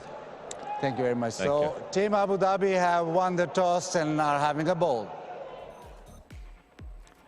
හොඳයි පහසු කඩුළු 7ක ජයග්‍රහණයක් Abu Dhabi කණ්ඩායමට මේ පස්වෙනි Abu Dhabi T10 තරඟාවලියේ අද 14 වෙනි දිනේ දෙවන තරඟය එලිමිනේටර් තරඟය එහෙම නැත්නම් පිටු දැකීමේ තරඟය පිටු දැකීමක් කියලා කියන්නේ 3 වන 4 වන ස්ථාන සඳහා තරඟය වෙනුවෙන් මෙහි පරාජිත කණ්ඩායම තරඟ වදිනවා ඒ අනුව අබුඩාබි කණ්ඩායම දැන් දෙවන සුදුසුකම් ලබා ගැනීමේ තරඟය මෙහිදී සුදුසුකම් ලබා ගැනීම කියන්නේ අවසන් තරඟයට මුල්ම සුදුසුකම් ලබා ගැනීමේ තරඟෙන් Deccan Gladiators කණ්ඩායම පහසු ජයග්‍රහණයක් වාර්තා කරගත්තා. ඒ අනුව ඩෙල්ලි බුල්ස් කණ්ඩායමේ පරාජිත කණ්ඩායම දැන් තරඟ වදිනවා අබුඩාබි කණ්ඩායම සමග. එහිදී ලියම් ලිවිස්ටන් කාසිය වාසිය දිනාගෙන ඩ්වෙන් බ්‍රාවෝට මුලින් ලකුණු රැස් කිරීමට අවස්ථාව ලබා දුන්නා. අපි පසුගිය තරඟයේදී හැස්ලි බැලීමේදී බංග්ලා ටයිගර්ස් ලකුණු 101යි කඩුළු 4යි. එහිදී වැඩිම ලකුණු සංඛ්‍යාව හසරතුල්ලා සසයි නොදවි 66යි. ඔහු බෙනි හවල් සමග පස්වන කඩුළු වෙනුවෙන් නොබිදි සමදතාවය ලකුණු 73යි පන්දු 41කදී. නමුත් ඒ ලකුණු සංඛ්‍යාව පහසුවෙන් ළඟා වීමට හැකියාවක් ලැබුණා. ලකුණු 81ක ප්‍රවේගකාරී පිටිකරණයක් මුල් කඩුල්ල වෙනුවෙන්. එහිදී පෝල් ස්ටර්ලිං ලකුණු 57යි. Feel salt 24යි. ඊට අමතරව දෙවිගිය පිටිකරුවා වුණේ ලියම් ලිවින්ස්ටන් ජයග්‍රාහී ලකුණ වාර්තා කිරීමට මත්තෙන් බෙනි හවල් ලකුණු 22කට කඩුළු 2යි ඉසුරු උදාන 1 කඩුල්ලක් දවාගත්තා ලකුණු 10ක් ලබා දීමෙන්.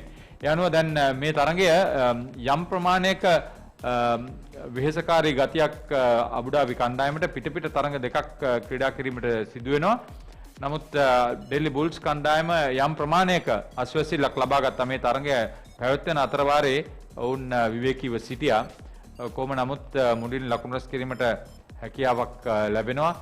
මෙහිදී රාමන්දුන්ලා ගුර්බාස් වැනි ක්‍රීඩකයන් ලබා ගන්නා ලකුණු සංඛ්‍යාව ඉතාමත් වැදගත් වෙයි. ඒ වගේම තමයි රයිලි රොසව් එහෙම නැත්නම් ෂර්ෆෙන් රදෆර්ඩ් වැනි ක්‍රීඩකයන් ආරම්භක පිතිකරුවන් හැටියට ලබා දෙන ඒ ප්‍රවේගකාරී ආරම්භය ඉතාමත් වැදගත් කියලා හිතා ගන්න පුළුවන්. බොහෝ විට රදෆර්ඩ් සහ ගුර්බාස් ආරම්භක පිතිකරුවන් හැටියට ක්‍රීඩා පිටියට පිවිසෙයි.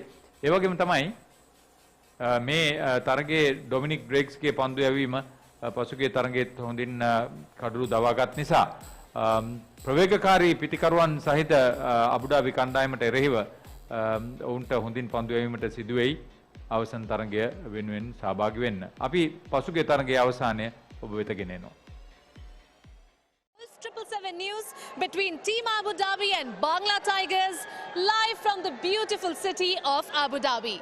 On behalf of the tournament, I would like to express our gratitude for the continued support of Abu Dhabi Department of Culture and Tourism, Abu Dhabi Sports Council, T10 Sports Management, Abu Dhabi Cricket and Emirates Cricket Board. We would also like to thank all our sponsors, Sky247.net, Wolf 777 News, Radio, Fair Play News, Dream 11 and Wimel. It's time for the magic moment of the match for the award for 1,000 dirhams presented by Mr. Shane Anderson, General Manager, Abu Dhabi. And the award goes to Fidel Edwards from Team Abu Dhabi for back-to-back wickets. Now we've seen some big hits in the match, which brings us to the power hitter of the match award for 1,000 dirhams presented by Mr. Pankaj Tripathi on behalf of Wolf 777 News. And it goes to Paul Sterling from Team Abu Dhabi, 57 of 20 at a strike rate of 285.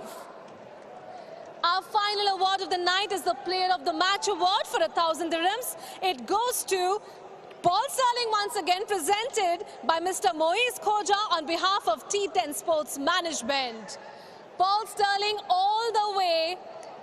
Now Paul, can I steal you for a quick chat? You made that chase look very easy. How was it out there for you? Did it feel good to hit that purple patch just when it needed? Absolutely, yeah. I think the bowlers did a really good job. We started off really well. Early wickets in this format help a lot. And we went sort of from there and chased it fairly comfortably in the end. Tell me what was going through your mind. Were you easy? Were you relaxed? Or was there added pressure of the Eliminator? No, again, I think it's just fun. You know, you go out there and you give it your all. Winner takes all in these games, and we were fortunate to come out in the right end of it. How's the body feeling ahead of another do-or-die game? It's good. It's just like a T20, hopefully, so we'll get through it, hopefully with a win. Looking for some great work from you again. Congratulations for this one and good luck. Thank you very much. Cheers. Well, we have another qualifier too coming up for you. Stay tuned because it's Delhi Bulls versus Team Abu Dhabi. පස්වන Abu Dhabi T10 තරඟාවලිය 2021 වෙනුවෙන් අද 14 වන දිනය තුන්වන තරඟය ආරම්භ කිරීමට සියල්ල සූදානම්. මෙහිදී දෙවන සුදුසුකම් ලබා ගැනීමේ තරඟය හැටියටයි මේ පැවැත්වෙන්නේ. මෙහිදී වැදගත් වන්නේ මේ තරඟයේ ජයග්‍රාහී කණ්ඩායම Deccan Gladiators සමග හෙට දිනේ අවසන් මහා තරඟයට තරඟ වදිනවා. පරාජිත කණ්ඩායම හෙට දිනේ බංග්ලා ටයිගර්ස් සමග 3 වන සහ 4 වන ස්ථාන වෙනුවෙන් පැවැත්වෙන තරඟයට ඉදිරිපත් වීමට සිදු වෙනවා. කොහොම නමුත් අබුඩාබි කණ්ඩායම කඩුළු 7ක සුපිරි ජයග්‍රහණයක් වාර්තා කර ගනිමින් බංග්ලා ටයිගර්ස් සමුවේ ඒ ජයග්‍රහණය වාර්තා කරගත්තා. යම් කිසි ප්‍රමාණයක වෙහෙසක් දැනෙනවා ඇති. ඩෙල්ලි බුල්ස් Deccan Gladiators සමුවේ අද දිනේ පරාජය වුණා මුල්ම සුදුසුකම් ලබා ගැනීමේ තරඟයේදී. එෙහිදී මේ තරඟය ඔවුන්ට වැදගත් වන්නේ ඇයි කියලා කියන්න විශේෂ හේතුවක් තිබෙනවා. මේ තරඟාවලියේ ආරම්භයේ ඉදිරියේම සිටි කණ්ඩායම තමයි අබුඩාබි කණ්ඩායම. ඒ වගේම ඩෙල්ලි බුල්ස්ුත් ඉතාමත් හොඳින් ඔවුන්ගේ කාර්යභාරය ඉටු කරා. නමුත් යම් අවස්ථාවකදී බංගලා ටයිගර්ස් කණ්ඩායම මේ තරගයට අවතීර්ණ වුණා තරගාවලියට හොඳින් යම් ප්‍රමාණයක දස්කම් දැක්ුවත් අවසන් තරග කීපෙදී ඔවුන්ට ඒ ප්‍රවණතාවයේ ඒ ආකාරයෙන්ම තබා ගැනීමට හැකියාවක් ලැබුණේ නැහැ. පිතිකරුවන්ගේ කාර්යභාරය කෙසේ වෙතත් මේදී පන්දු යවන්නන් ඉතාමත් හොඳින් කටයුතු කරයි කියලා බලාපොරොත්තු වෙනවා. පසුගිය තරගයේදී අදිල් රෂීඩ් සහ ඩොමිනික් බ්‍රේක්ස් කඩලු 3 බැගින් දවා ගනිමින් මේ කණ්ඩායමට පෙරලිකාර දායකත්වයක් ලබා දුන්නා කියලා කියන්න පුළුවන්. එකම ඉනිමේ කඩලු 3 බැගින් පන්දු යවන්නන් දෙදෙනෙක්. ඒ නිසා ඩුවෙන් බ්‍රාවෝ මේ කණ්ඩායම හසුරුවන ආකාරය ඔහුගේ විපුල අත්දැකීමත් සමග ඔහු කණ්ඩායම හසුරුවන ආකාරය හරහා ඩෙල්ලි බුල්ස් කණ්ඩායමට අවසන් තරගය වෙනුවෙන් සුදුසුකම් ලබා ගැනීමට බොහෝ දුරට අවස්ථාවක් තිබෙයි. ඩෙකාන් ග්ලැඩියේටර්ස් හොඳින් වහබ් රියාස්ගේ නායකත්වය යටතේ කණ්ඩායමක් හැටියට ක්‍රීඩා කරනවා. ඔවුන්ගේ පන්දු යවන්නන් පිතිකරුවන් සියලුම දෙනා අවශ්‍ය පරිදි කණ්ඩායමට දායකත්වය ලබා දෙනවා ග්‍රාන්ඩ් ෆ්ලවර්ගේ උපදේශකත්වය යටතේ. ඒ නිසා පෝල් ෆාබ්‍රෙස් ලබා දෙන උපදෙස් කොයි ආකාරයට ලියාම් ලිවින්ස්ටන් සහ කණ්ඩායම පිළිගනීද? අද ඔවුන්ට ඒ ජයග්‍රහණය හොඳින් සාර්ථක කරගන්න මග එලිපෙහෙලි කරගන්න මේ තරගය උපයෝගී කරගන්න වෙනවා. අවසන් තරගයේ ක්‍රීඩා කිරීම ඔවුන්ගේ බලාපොරොත්තු ඒ වගේම අබුඩාබි රටේ සියලුම දෙනාගේ බලාපොරොත්තු වෙනවට කිසිම සැකයක් නැහැ. මේ දක්වා තරගාවලියේ සෑහෙන හොඳින් දස්කම් දක්වා තියෙන කණ්ඩායම් දෙකක් හැටියට අවිවාදෙන් නම් කරන්න පුළුවන්. ලියාම් ලිවින්ස්ටන් තරගාවලියේ වැඩිම 6 පහරවල් එල්ල කළ ක්‍රීඩකයෙක් හැටියට දැන් ඉදිරියට පැමිණලා තියෙනවා. ඔහුගේ කොන්සිස්ටන්සි එක බොහෝ තරඟවල ඉතාමත් හොඳින් ලකුණු අතර සිටින ක්‍රීඩකයෙක්.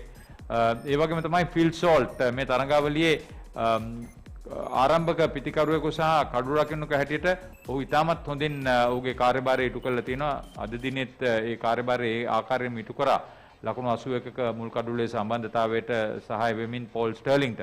පෝල් ස්ටර්ලින් බොහෝ දෙනා බලාපොරොත්තු වෙන්නේ නැහැ මේ ක්‍රීඩකයා මෙතරම් හොඳින් ඔහුගේ කාර්යභාරය ඉටු කරයි කියලා. නමුත් ඔහුගේ අත්දැකීම ඉතාමත් හොඳින් උපයෝගී කරගන්නවා.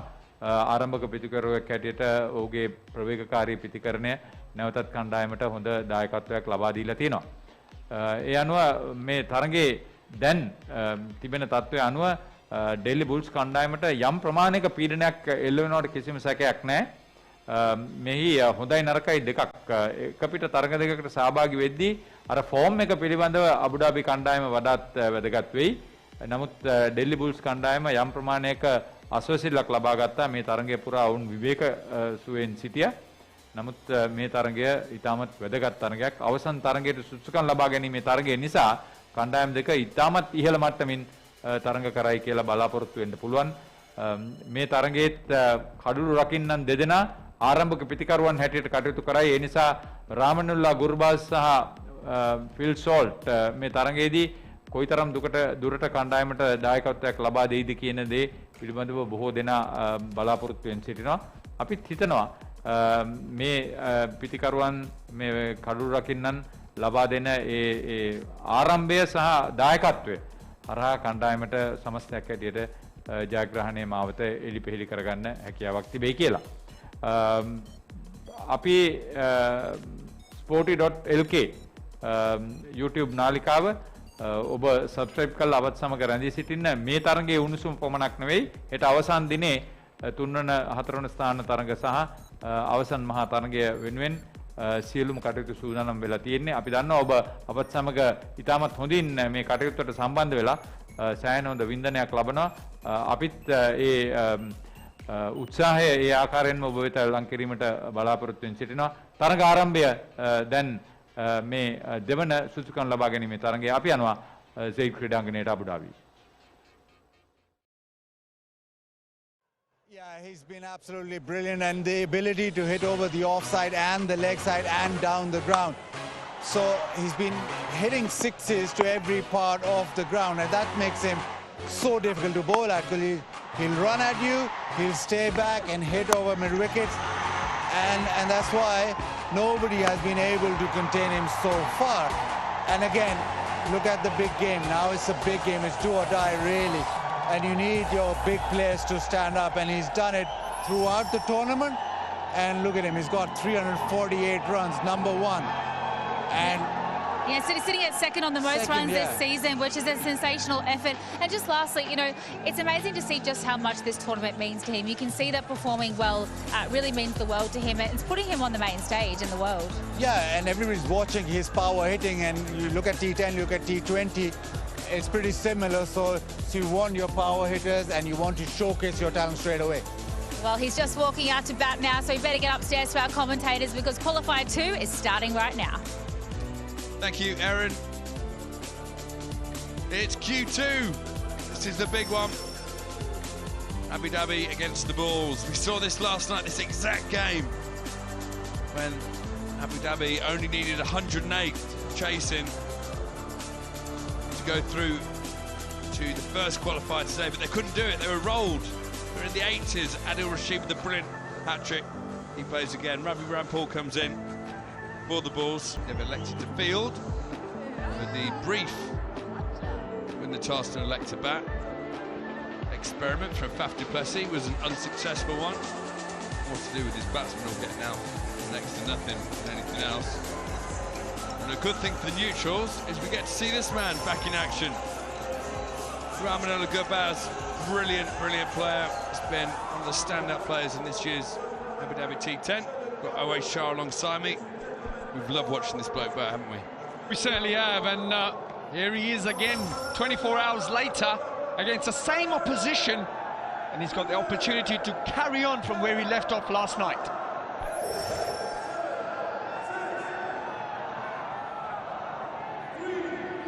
Chandrapur Hemraj at the other end, good player. Saw some big shots from him earlier. The umpire, Alex Wolf, and Ranmore Martinez are in charge on the field for this crucial game. The winner of this game goes on and plays the final tomorrow night against the Deccan Gladiators. So we all but ready, and you heard the shout of play from Alex Wolf. Is the first ball of this game. And as is very often the case, actually, with Sheldon, it's a bit of a wide down the leg side. So it is Team Abu Dhabi gets Delhi Bulls, yellow v orange. And this was a brilliant game of cricket last night. It seemed like Team Abu Dhabi had done everything. They only needed to score 108 to make sure they got in Q1. Adil Rashid bowled like a man possessed. Oh, he's got him! And here we go, celebration time. Sergeant Shepard, sorry. Dream 11, game-changing moment. The big in-swinger, Gurbaz. The pride of the Delhi Bulls is gone.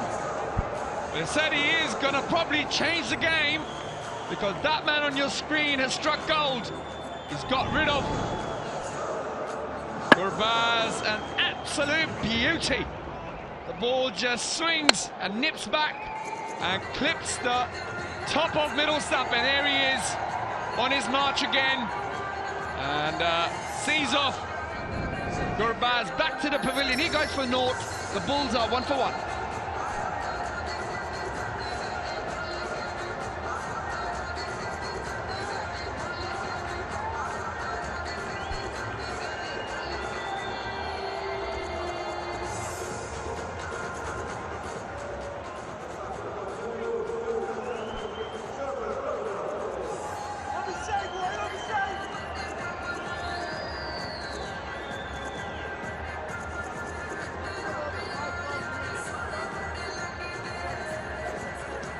Shafane Rutherford, the new man, to come to the middle because the hope and pride. Gurbaz is back in the shed. First legitimate delivery face, swinging in, pitching middle, hitting the top of middle. Rutherford seems pretty happy to be out there. It's exactly what you expect from the left arm early on, isn't it? Always swinging into your pads. You've got to keep your pads out of the way and try and play it straight. Just looked very stiff, like it's stiffened up in the interim between games. Another wide. Yes, a good captaincy. Liam Livingston has opted to get a slip in because of this delivery. There is a bit of swing, there's a little bit of help for Sheldon Cottrell. That was an absolute beauty. Sends the crowd absolutely wild. And I was saying, good bit of captaincy now. Or Rutherford, there's a slip in.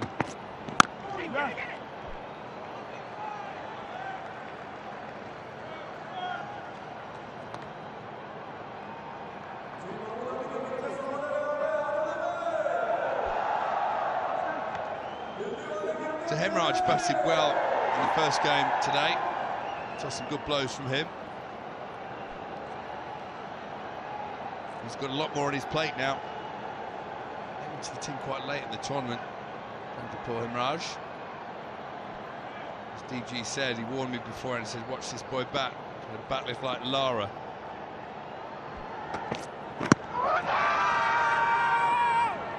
He made 24 earlier today. Just 8 deliveries, so had a good hit earlier. Big Alex Wharf gives the leg by. What a start for Team Abu Dhabi. It's really taking the wind out of the Delhi ball sails, I think. Need to post a very big total. They'll be very wary of anything around the 100 mark after watching that first Eliminator game. Control, just got to make sure he's on the money here.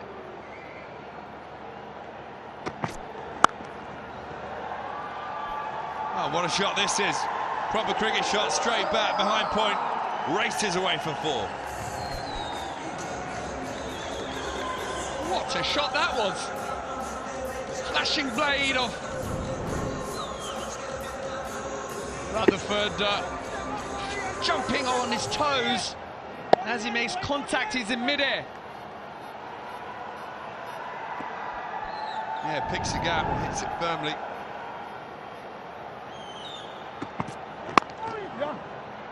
Another good bit of bowling, definite shape. Sergeant Cottrell. Yeah, that's encouraging for Cottrell, but also encouraging for Fidel Edwards, who normally tends to open the bowling on the other end to Cottrell, who does get real late swing back into the left-hander. So conditions favouring Team Abu Dhabi.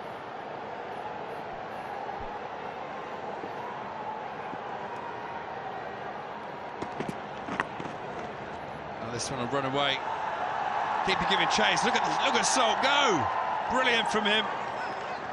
Really body on the line stuff for his team. Let's see how much it means in Q2. So 1 over gone, 9 for 1.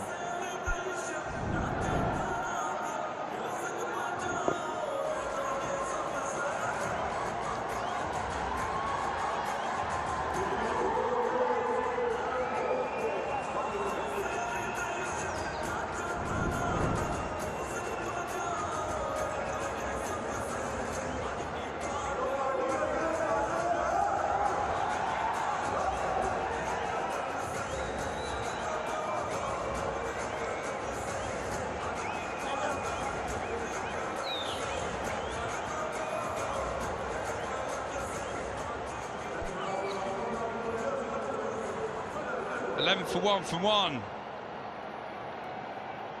All the ones there. Binary fans be hoping for a dot ball. Delhi Bulls will be hoping that this power play over can be a lucrative one for them. Just 11 off the first, but more importantly losing the wicket. Gurbaz has been on fire in this tournament. There was shock around the camp when he lost his middle dolly. And with shots like this, it could be a good over. 4 runs.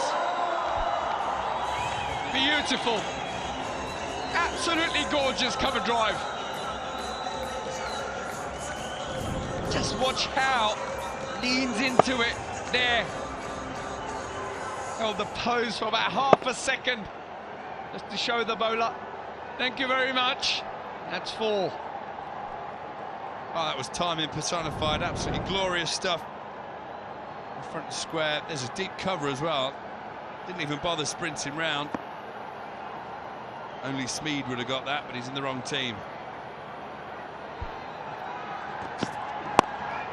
Oh, this one's in the air. Oh, it floats into the gap. Marshawn Delanga runs round. We'll be hoping to make amends with a catch or two for Fidel, I'm sure, in this game. Did you see that? His first game on a hat-trick. Marshawn Delanga dropped an absolute sitter. Yeah, I was in commentary then. and we could not believe it. It was as easy a catch as you'll ever see in cricket. Ball went up, and he had all the time in the world to get underneath it. He did. But the ball slipped through his hands. That's flicked something on the way through. So it's been given a wide. That's a terrible decision, I'm going to say it. It's blatantly flicked the pad on the way through. The players are absolutely shocked. Everyone seems to know that it's hit the pad on the way through, apart from the umpire. Watch this. There you go. iPad took all the pace off it. But the umpire's decision stands. Oh dear, oh dear. Well, it's been a long tournament for everybody, obviously. Well, we're all human, Swanee. Some of us do make mistakes sometimes. And there's one of them. Well, that should be where the common sense rule comes into play. The other umpire says, look, that definitely hit something, quickly do a dead ball. Not a wide. And would you know it, rub salt into the wounds, next ball goes for 6. Fidel Edwards will be livid. Amazing hands. He is so quick on that ball, just short of a length, just swivels into position. God, he's got some talent with that willow in his hand. That's gloriously played, isn't it? Just swiveled on that front foot. Helped it on its way. Early balls box, enjoying that immensely.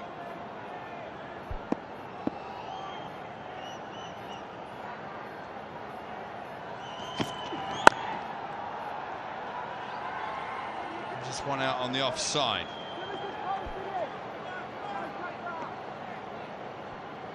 We've got a little button on our electronics here that we can hear the stump mic, we can hear what's going on in the middle, and there was absolute consternation then when that was given a wide. Not many people were saying bye-bye to these lads. The Bangla Tigers, they've had a decent run in this tournament. Instead of let's go hunt, it's let's go home. They'll be back tomorrow for the 3rd and 4th place playoff against the loser of this match. Oh, what a shot this is down the ground. This is glorious. Deserve 6, get 6. This could be a Rario moment. And you can own your favourite cricket moments now from Rario.com. Dhabi T10's official NFT partner. Well, you want to own that one. Look at that beautiful follow through. Laro-esque, I'd say, Swanee. Absolutely. You can also own the umpire's decision given a wide at the start of the over if you so desire. Quickly get that one before it's in the Hall of Shame.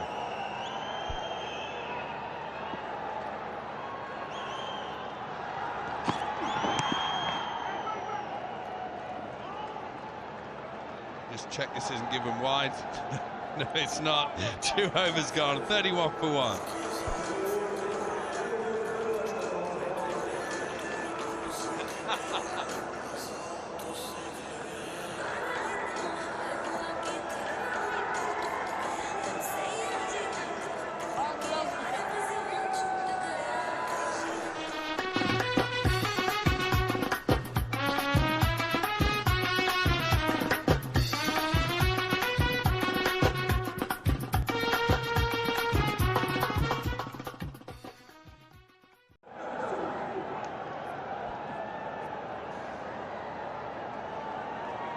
So, 3rd over, skipper Livingston onto bowl. 2 left-handers, so we'll see some off-spin here. Many men posted out in front of the square. And he's gone for the big one. This has gone straight up in the air. In comes mid-off, takes the catch. Jamie Overton is the man. No real celebration from the skipper, but he'll be delighted with that. Shepard Rutherford going for the big hit. It's straight up into the Abu Dhabi sky. First ball, and he's struck gold. Manages to get rid of the dangerous Rutherford. Overton taking a simple enough catch. Livingston not interested in him in looking at the fielder whether he took it or not. I think he knew in the back of his mind that I'm sure he would take it. Rutherford goes for 19 and Delhi Ball's 31 for 2.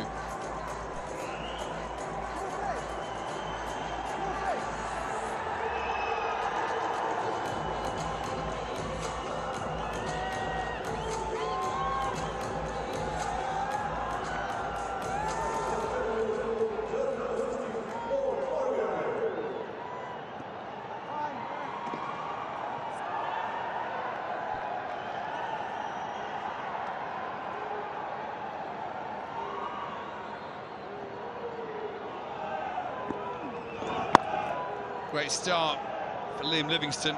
Still got 2 left-handers on strike because the new man in is Owen Morgan.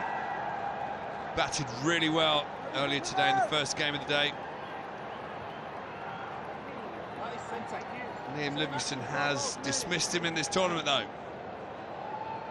And there's a bit of spin out there as well. I've been impressed with this wicket. It's good for batting, but there's a bit of turn.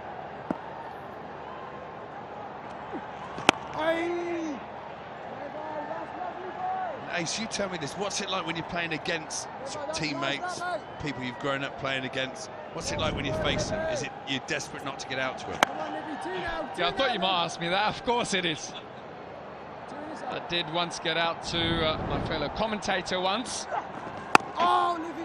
In a one-day game. I remember you getting me up LBW.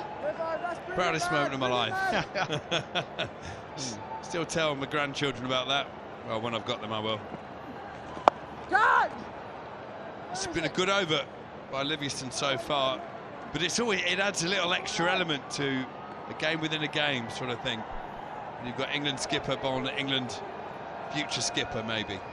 It certainly does, and especially when the conditions are favouring the bowler. And this one hit out on the offside. A very, very good over by Livingston. 3 gone now, 35 for 2.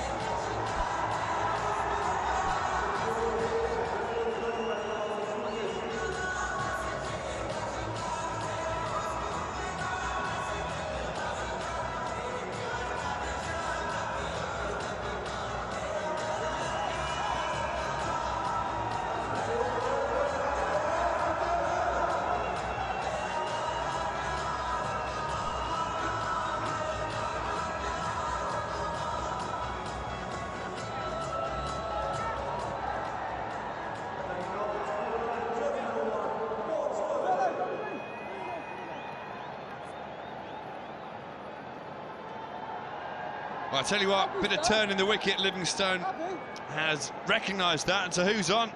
The big man, Sterlo, Paul Sterling. 75 wickets in his career, so he can bowl. It's his first time in the T10 this year having a bowl. He bowled in the World T20 not long ago.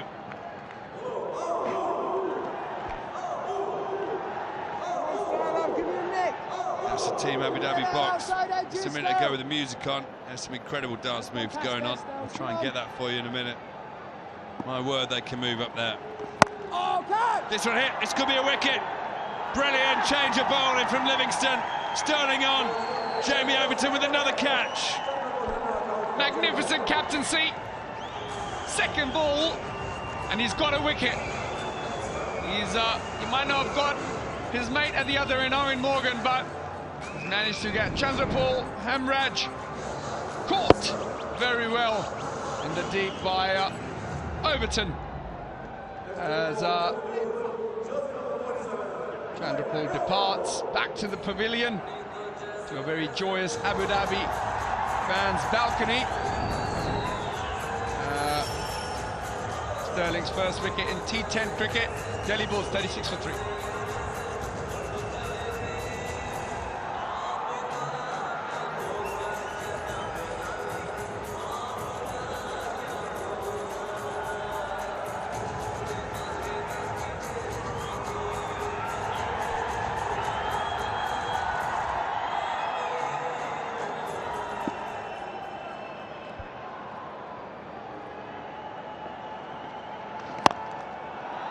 Morgan down the ground, he's not going to miss it this one.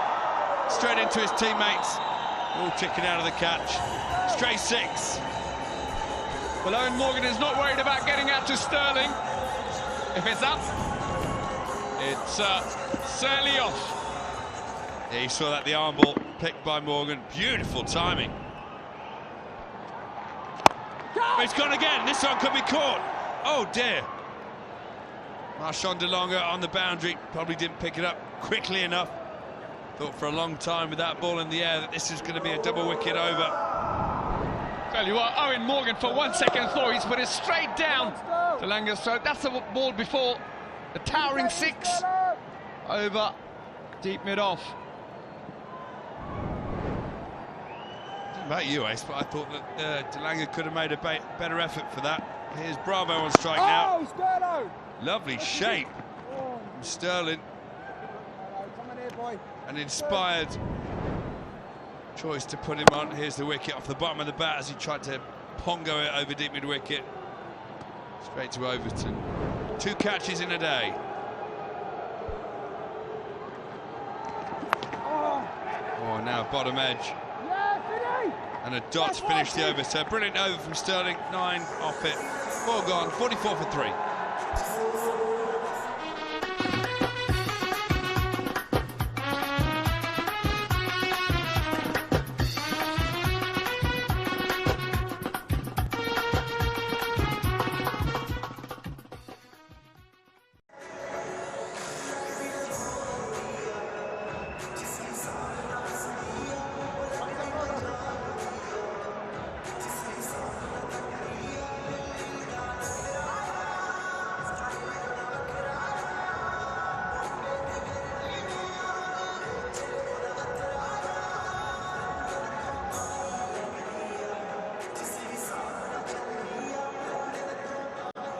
So the little bit of turn in the wicket means that Livingstone's going to bowl again. He'll bowl his leggers to DJ Bravo.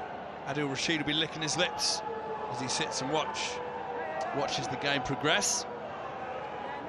44 for 3 from 4. And I'm always very impressed with how Livingston can switch between off-spin to the left-handers and leggers to the right-hander. It takes sheer talent. He certainly does. He certainly is very, very talented. And I didn't really follow Livingston much, probably, 12 months ago, but in the last 12 months, boy, he's seriously become my favourite cricketer. Oh, a little change-up as well there, bit of leg spin to the left-hander as well. Owen Morgan on strike, eyeing up those short boundaries. Oh, he's bowled him! Change of pace from Livingston. You don't often see him celebrate, but he is delighted with this wicket. It was an off spinner this time, floated up. Morgan tried to make room, missed it, lost his middle dolly. Well, this is a moment he certainly is going to cherish. He did get him out last night as well, and he's got him 2 days running. Back-to-back times, he sent Owen Morgan back to the pavilion. I'm sure he'll be bragging about it on the golf course with Owen Morgan probably tomorrow morning. Owen goes for 10, Delhi bowls 45 for 4.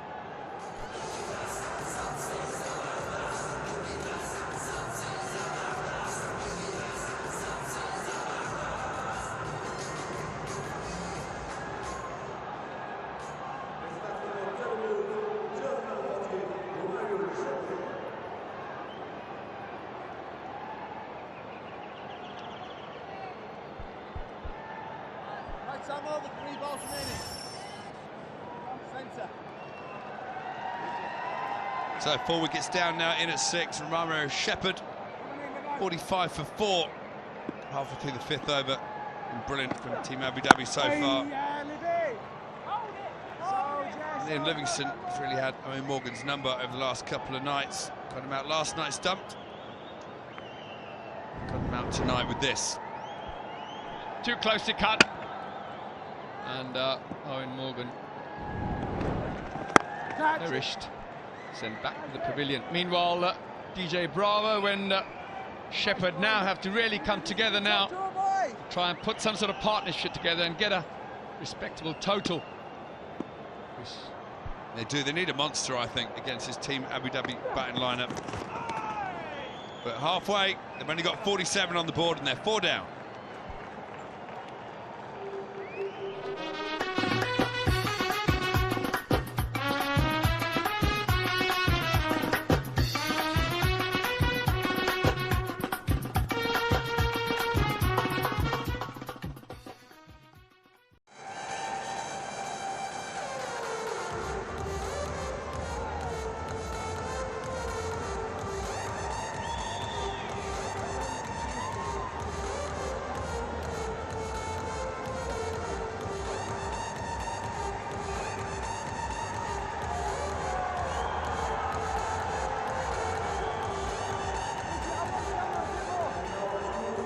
It's spin to win. wickets, and now left arm spin. Sterling bowled just 1 over, got a wicket. He's been removed. It's now left arm spin. Starts off with a full delivery, just a single down the ground. It is just helping the spinners a tad. It is going off the straight, and that's helped, well, helped Livingston with that spell. 2 overs, he got 2 wickets, and then Sterling, for the first time in the tournament, bowled an over. He got a wicket, and now it's up to the left arm spin of Danny Briggs. He gets bounce, and you're not happy with that. Spin to win, you want fast men. Well, the surface has got a little tired. We've been saying that, explaining that on this side of the pitch. This was only just missed leg stump. Yeah, and you look at the skipper, it's, getting 2 for 7. Be a dream 11 game changer from the skipper Liam Livingston in terms of a little mini spell. Dozen deliveries, 2 for. He was very excited, Graham Swan, seeing the spinners had more of a say. Goes leg side, gets enough, maximum.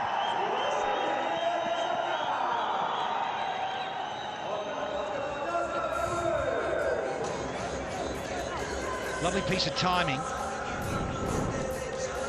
Just a fraction too short. Flat on this occasion from Briggs. He gets absolutely pumped from Romario Shepard.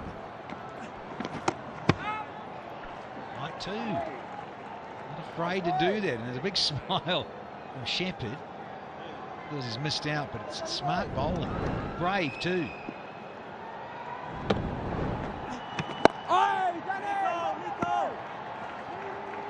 Just be the single, so 6 done, it's 55 for 4.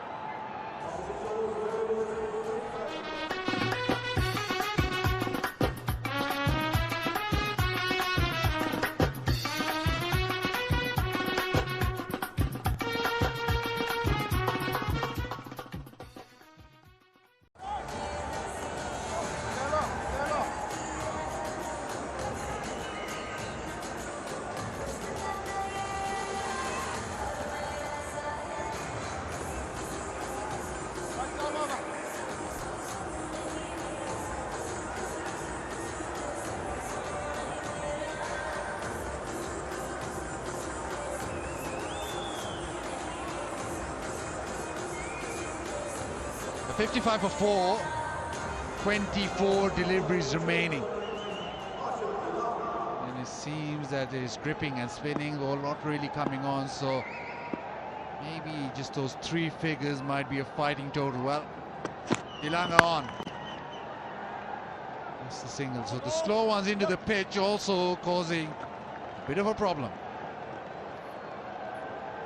The likes of Delanga, Overton, both these West Indians really do need to take an option against them. Got to get after them, whether they are cutters or not. Got to try and make them disappear. Well, Bravo has to disappear because he's knocked him over, has Delanga. Little cutter onto off stump. Oh, Brill Cream, take a bow. Delanga, haircut and everything, and just getting it right. The cutter there is that great change of pace. Beautiful lines and lengths with it. He's been very good in T10 this season with that sort of delivery. There's Delanga. He's got rid of the skipper. DJ Bravo, the balls disappears, as you say, Baz, for just 4. And now the balls are 56 for 5.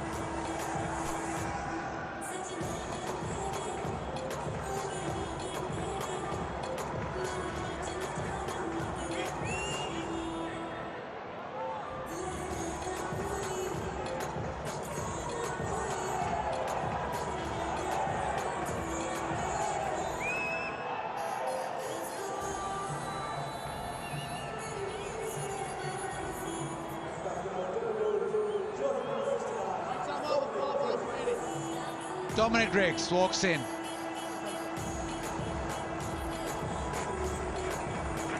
CPL final courtesy his bat, and he needs something special right here, right now. His Delhi Bulls, well, 56 for 5.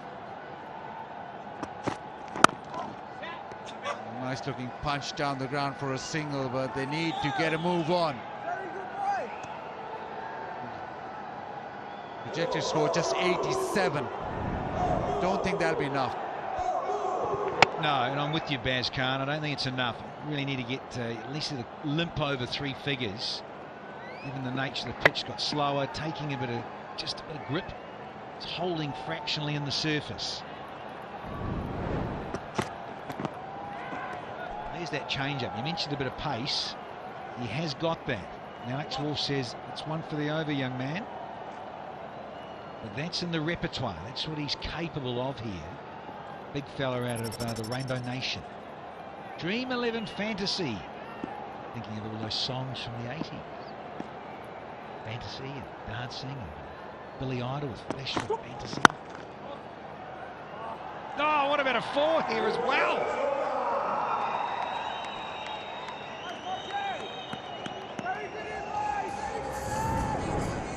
Yeah, for once, he waited for it. It's Shepard, just let the ball come on and then smashed it down the ground. That's what you got to do. You've got to give yourself time, because pace off the ball, and with the pitch, ball's coming on slowly. Oh, what have you done? Overton! Gifted away 4 runs. It's 65 for 5.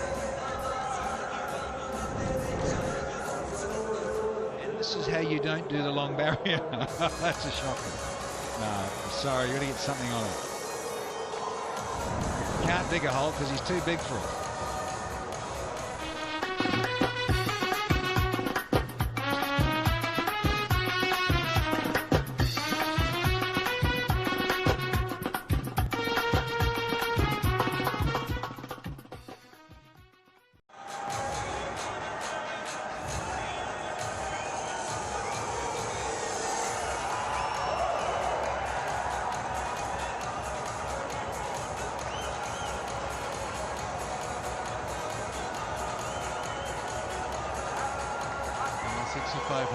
It's a time for the batting power play. And Delhi Bulls need to get a move on. They need a big over right here. Projected score of 92. They'll need much more than that. Overton's been entrusted with that over with just 2 men on the fence. A long on and a deep in wicket. Goes through the offside and that'll race away. Breaks with the boundary. Yeah, floating batting power play. 2 men out are on the leg side. They're not on this side.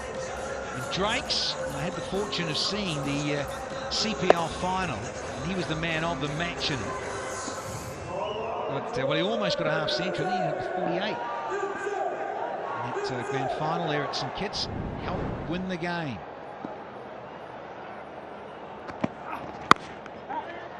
Tries it again, this time pace off, so just a single.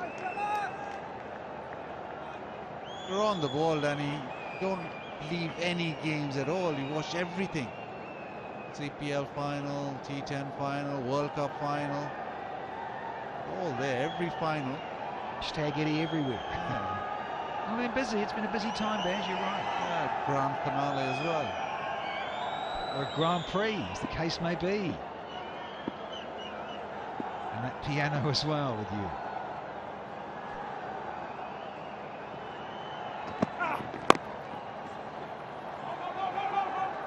And just with that pace off, every time the bowler goes to pace off, it has become really difficult.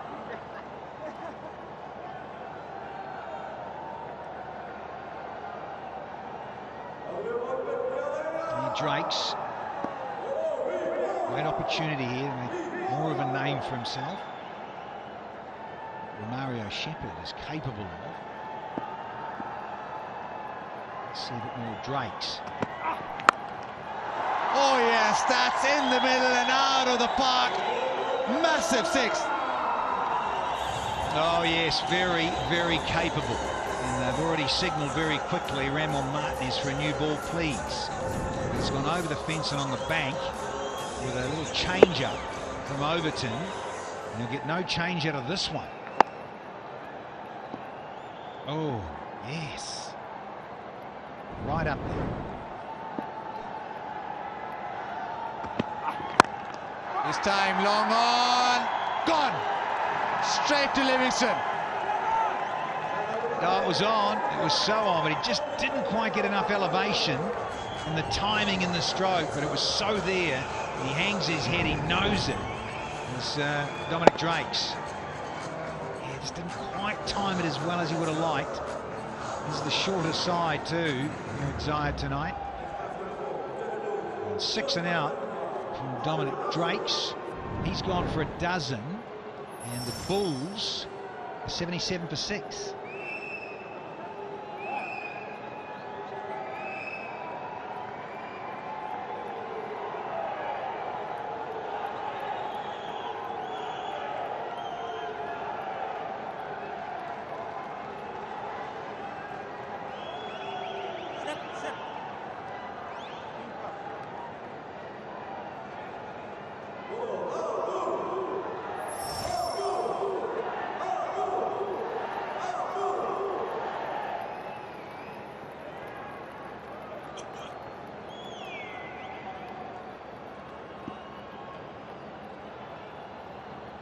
Last ball of the 8th over coming up. It's 77 for 6. Adil Rashid on strike.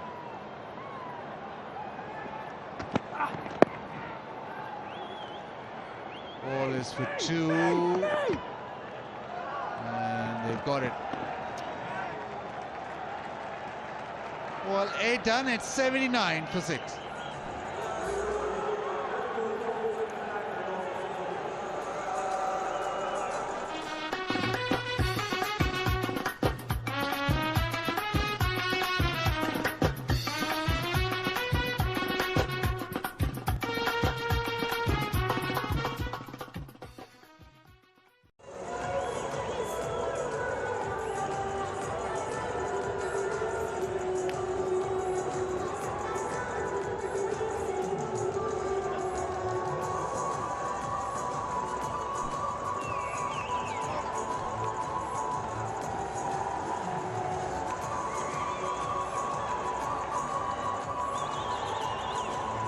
Deliveries remaining, 79 for 6, and you think that you need to get to 3 figures at least.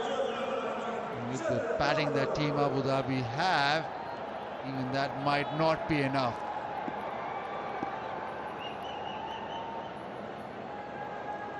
Nobody really getting on with it, nobody really getting the score. And it's up to Shepard now to get him to that 3-figure mark. Cottrell.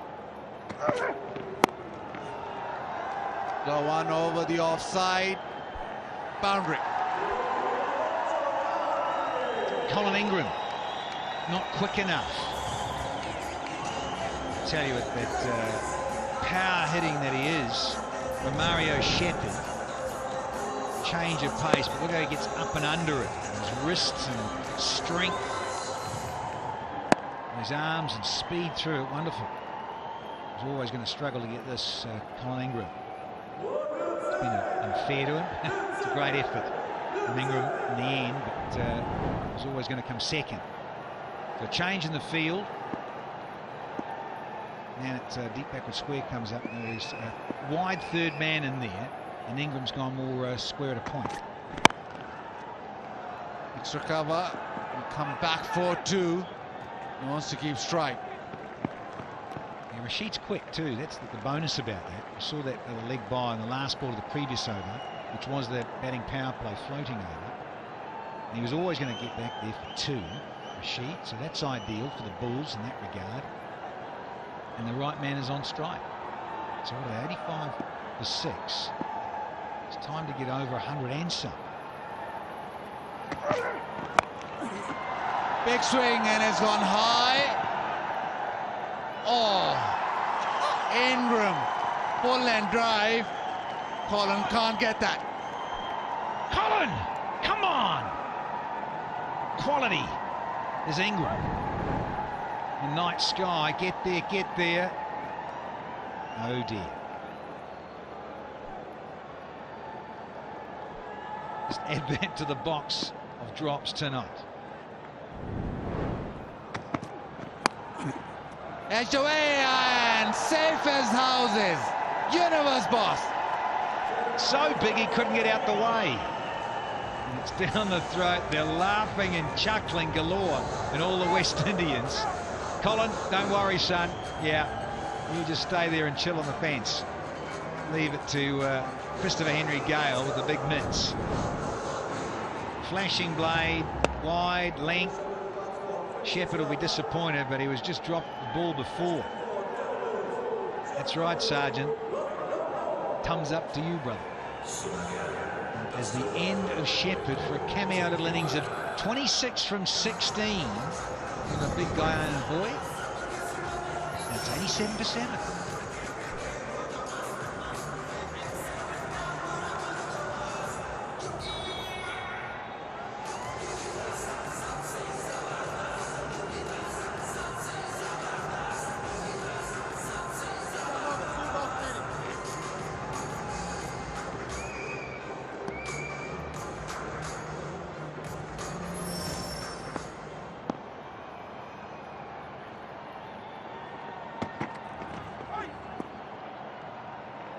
Ball down the leg side. But it's been a good bowling performance from Team Abu Dhabi. And, well, you said a lot of catches dropped, but this man, so good. Yeah, he's building the slips for years in Test cricket, didn't he, for the West Indies?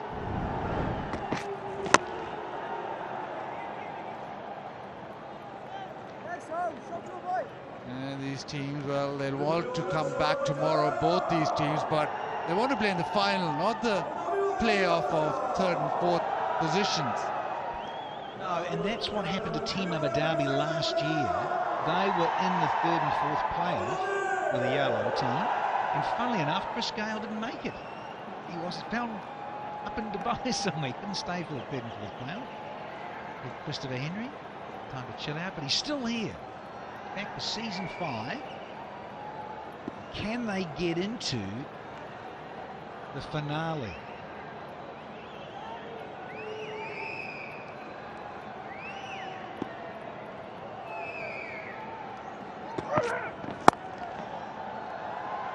Flashed through the offside. He's timed it really well. He's gone to the fence. And it's Ingram diving around. Can't save that. It's 93 for 7.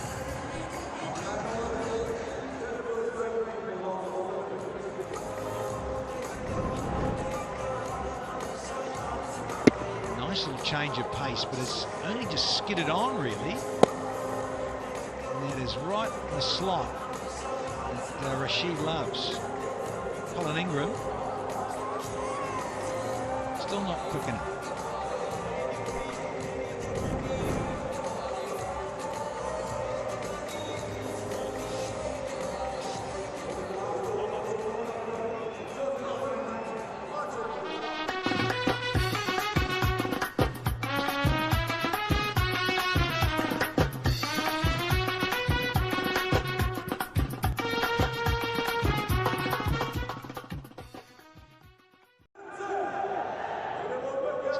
Sprinting shoes on.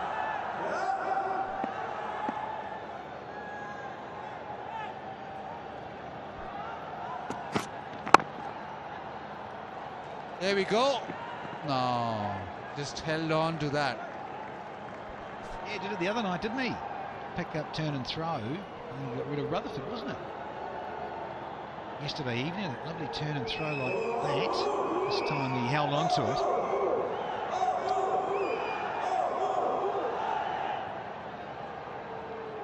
Seeing number 99, looking for Farouk. Ah, hello, sir. Sometimes the ball just follows you, doesn't it? Cricket has a habit of doing that. And you drop a catch, and suddenly then you're going to keep getting the ball come your way. And Funny old game. Even T10.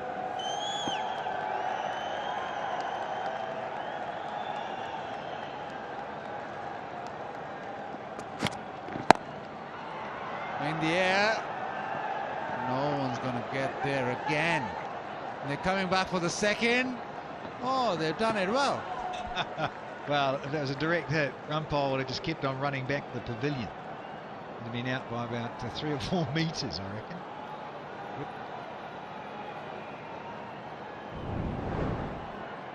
Sliced up into the air. And the gather from Phil Salt, who was very quick. And he had the presence of mind to take the glove off and have a shot. Get it off? No, give it to Sheldon. Look at that. Not even in the frame. Oh, leg side. And he's got it over Overton. Jamie Overton should have been back on the fence. Let's blame him for not catching this one. No price. They got a good chunk of this with Rashid. And they've got over 100 now, the Bulls. Up, no. Yeah, just got a bit of a wriggle on here in these death overs, and Rashid is striking at 300. Oh, and pumped on the ground. They've got to that 103 figures, 103 for 7. And Rashid just making sure that he has enough. These 2 overs will be vital. Friday, it's like a Saturday here, Danny. Oh, you know it. Good numbers in. But, National Day yesterday in the UAE, celebrating its 50th. And here we are with a triple hit on a Fab Friday. And then the final tomorrow night after the 3rd and 4th playoff. So no grand finale because you've got the 3rd and 4th playoff.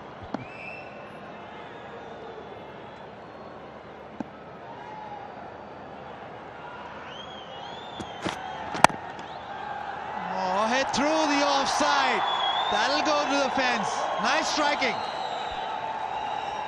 Ah, the double R's. Ravi Rampal taking centre stage here, and the family are loving it to bits and pieces. Because they've got a good chunk of it again, like Rashid recently. The sons are in the house. Good on you, Rav. Oh, open up that front hit and just carved it. They've sneaked up to 107. Last delivery. And he hit this to the fence. Tries, and he's no. Captain with a sliding stop. Couple of runs, so they end up with 109. Courtesy, little flurry between Al Rashid and Ravi Rampal. Yeah, that partnership, 22 from just 8. Livingston quick. And he's such a good all-round cricketer, this bloke. Admired and appreciated. Delanga. So 110 is what they need.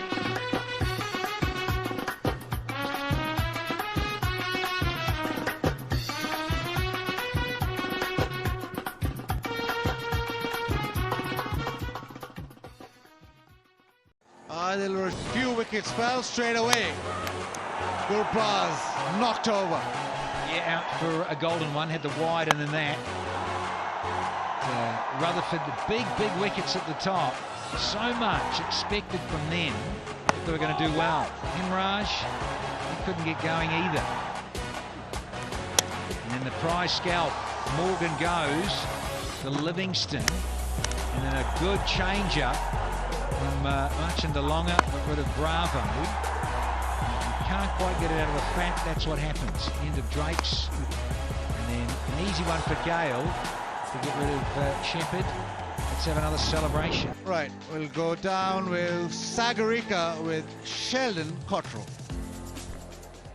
We saw the celebration come early on in the game. First ball, big wicket, Gurbaz's wicket. How satisfying was that? I mean, it was very satisfying, to be honest. Gurbaz is the one in form, And we spoke about it as a team. We need to get wicket early, and I've done that. Now we saw an impressive bowling attack from your team. Did it help to go immediately into this game after that win in the Eliminator? Yeah, most definitely. I mean, the momentum was with us, to be honest, and we just took full opportunity of that, and we go out there and execute. How are the conditions in the middle? Confident of your batsman crossing the line today? You know me, most definitely. I'm very much confident. I mean, we've worked hard as a bowling unit, and our batters backed us up really well, so I'm looking forward for this one, Chase. Before I let you go, a quick celebration for the fans watching you right now. Oh, go sure. for it, Sheldon. Go for it. Go for it. Thank you so much for chatting with us. Good luck. Thank you. Thanks.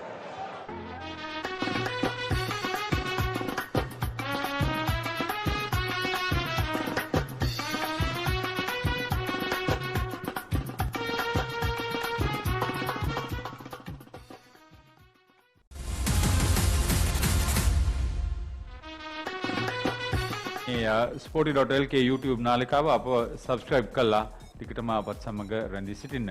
පස්වන Abu Dhabi T10 තරඟාවලිය 2021 අද 14 වන දිනය 33 වන තරඟය හැටියට පැවැත්වුණේ දෙවන සුදුසුකම් ලබා ගැනීමේ තරඟය. සුදුසුකම් ලබා ගැනීම කියන්නේ අවසන් තරඟය වෙනුවෙන් සුදුසුකම් ලබා ගැනීම.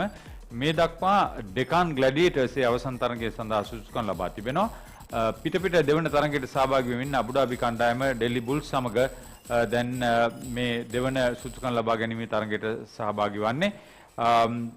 මුලින් ලකුණු රැස් කිරීමට ආරාධනා ලැබුණා. 109 කඩලු 7යි ඩෙල්ලි බුල්ස් පන්දු වාර 10 අවසන් වෙද්දී පිතිකරුවන් කීප දෙනෙකු ආරම්භයක් ලබා ගත්තා. නමුත් වැඩිම ලකුණු සංඛ්‍යාව රොමාරියෝ ෂෙපර්ඩ් ලකුණු 26යි අවසන් පිතිකරුවා දැවි ගිය. ඌට පෙර ඩොමිනික් ඩ්‍රේක්ස් 12යි, එයන් මෝගන් 10යි, ෂර්ෆෙන් රදෆර්ඩ් 19යි ලකුණු අතර සිටියා. නමුත් රාමනුල්ලා ගුර්බාස් අද ලකුණු නොලබා ක්‍රීඩා පිටියෙන් ඉවත් කිරීමට ෂෙල්ඩන් ක්‍රොට්රල්ට හැකියාවක් ලැබුණා. ඔහු කඩුළු 2යි ලකුණු 24කට වයිඩ් පන්දු 3ක් යවුවා. ඊට අමතරව ලියාම් ලිවින්ස්ටන් ඉතාමත් හොඳින් පන්දු යවමින් ලකුණු 7කට කඩුළු 2ක් දවා ගත්තා. පෝල් ස්ටර්ලිං පන්දු යවීමට කැඳවා ගත්තා ලකුණු 9 එක කඩුල්ලයි. ජේමි ඕවර්ටන් ලකුණු 12කට එක කඩුල්ලයි. නමුත් මාචන් ඩි ලැඟ අවසන් පන්දුවරේ ලකුණු 16ක් ලබා දුන්නා. එක කඩුල්ලයි ලකුණු 26කට. අවසන් පන්දු ඕවර දෙකේදී ඩෙල්ලි බුල්ස් කණ්ඩායම එක කඩුල්ලක් දැවී ලකුණු 30ක් ලබා ගත්තා.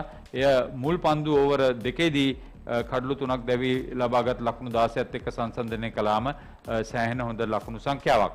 දැන් මෙය ලබාගත යුතුම ලකුණු සංඛ්‍යාවක් අබුඩාබි කණ්ඩායමට. ඒ නිසා මේ අබුඩාබි කණ්ඩායමේ වේගවත් ප්‍රහාරාත්මක ඉදිරිපෙළ පිතිකරුවන් ලකුණු අතර සිටිය යුතුයි. නමුත් අඩිල් රෂිඩ් සහ ඩොමිනික් ඩ්‍රේක්ස් පන්දු යැවීමේදී දස්කම් දැක්වුවොත් විශේෂයෙන් දඟ පන්දු යවන්නන්ට යම් ප්‍රමාණයක පිටුවහලක් මේ තන තීරුවේ තිබෙන බවක් පෙන්눔 කරා ලියාම් ලිවින්ස්ටන්. එය යම් ඉඟියක් නම් විශේෂයෙන් අද තරඟයේදී යම් කැපී පෙනෙන දායකත්වයක් ඩෙල්ලි බුල්ස් කණ්ඩායමට ළඟා කරගත යුතුයි. ජයග්‍රහණය කරන කණ්ඩායම අවසන් තරඟය වෙනුවෙන් තරඟ වදිනවා. පරාජිත කණ්ඩායම 3 වන සහ 4 වෙන කණ්ඩායම් තෝරා ගැනීමේ තරඟයට බංග්ලා ටයිගර්ස් සමග තරඟ වැදීමට නියමිතයි හෙට දිනේ. විශේෂයෙන් ආරම්භක පිතිකරුවා හැටියට රාමනුල්ලා ගුර්බාස්ගේ ලකුණු නොලැබීම කණ්ඩායමට විශාල බලපෑමක් කළා. ඒ අනුව ෂෙල්ඩන් කොට්‍රල් දැන් අවසන් තරඟ කීපෙදීම මුල් පන්දු ඕවරේදී කඩුල්ලක් දවා ගැනීම හරහා අබුඩාබි කණ්ඩායමට විශාල පීඩනයක් ප්‍රතිවාදී කණ්ඩායමට එකතු කිරීමට හැකියාවක් ලැබෙනවා. හොඳයි, අද කතාබහ එපමණයි. හෙට දිනේ සවස 6ට අප අවසන් දිනේ තරඟ සමගින් ඔබත් එක්ක එකතු වෙනවා. ඒ බලාපොරොත්තුවත් සමග අපි නැවතත් අබුඩාබි වෙත යනවා පිළිතුරින්ම ඔබ වෙත ගෙනීමට.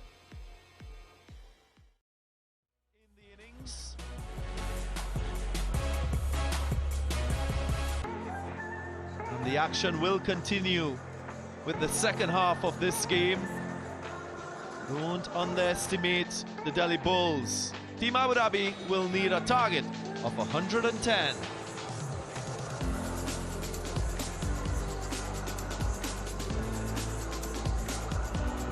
Not quite sure what teams can turn up with, especially in desperate times.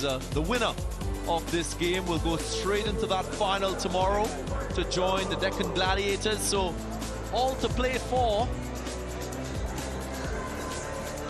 The second best thing about this, 109 for 7. Last night they needed 108 to get into Q1, and they couldn't do it. Delhi Bulls out-bowled them, out-boxed them. So it's almost exactly the same chase as last night, on a wicket that's offering a bit more turn than last night. So Adil Rashid will be licking his lips. It's all set up, because trust me, as much as they want to get into the final, teams don't want to have to face up and play the third and fourth playoff. They want to think all about the final. This should be an absolute belter. There'll be people putting their bodies on the line. Yeah, it's great you mentioned that last game. Mentally, the Delhi Bulls, they will be switched on. They'll be very confident that they can defend this total. We saw the pitch offering something for the spinners, so that amplifies the significance of Adil Rashid in this Bulls team. You know what I'm looking forward to? Seeing whether Sterling can get through power play overs again and really go for it like he did in game 1. Brilliant. Phil Salt was brilliant earlier as well. Chandrapal Hemraj will be the bowler. Good economy rate, so they're going for the spin straight from the off. We won't get a lot of turn from him early on with the new ball. It will be drift with the arm. As we saw in that first qualifier, they pretty much wasted Adil Rashid bowling the new ball. I can understand finger spinners a bit more because they'll bowl a lot of arm balls. And they'll be smashed down the ground, first ball for 4. Quite slow in reacting. It was struck powerfully past Chandrapal Hemraj. He had to react very quickly and it had to stick. My word, he crunched that, didn't he?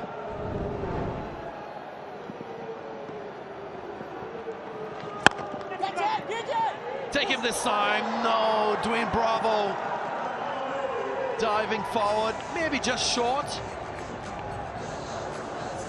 Very similar shot, giving himself some room. This time he went in the air a bit longer. You see it's the arm ball, so he's not even trying to turn it. Right off the toe of the bat. Bravo almost got it. Oh, through the hands. Phil Salt signaling his intentions quite early in this innings. Gone leg side. Picked up with the drift, and it flies all the way for 6. Clever, clever batting. First 2 balls give himself some room so the bowler follows, expecting more of the same. The step across and the pickup. Really good batting, and that's gone miles. It's just a flick of the wrist, but this has gone a good 100 metres off the bat.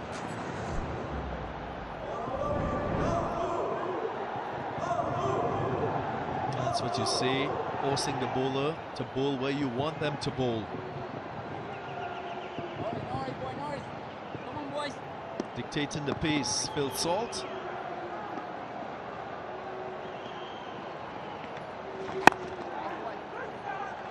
Two is the call. Sent back. But safely in the end. Already 15 in the first over with 2 deliveries left. Yeah, you've got 1 whippet between the wickets in Phil Salt.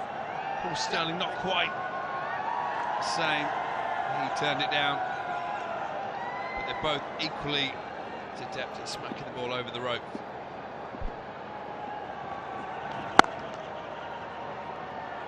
Bravo with the fumble.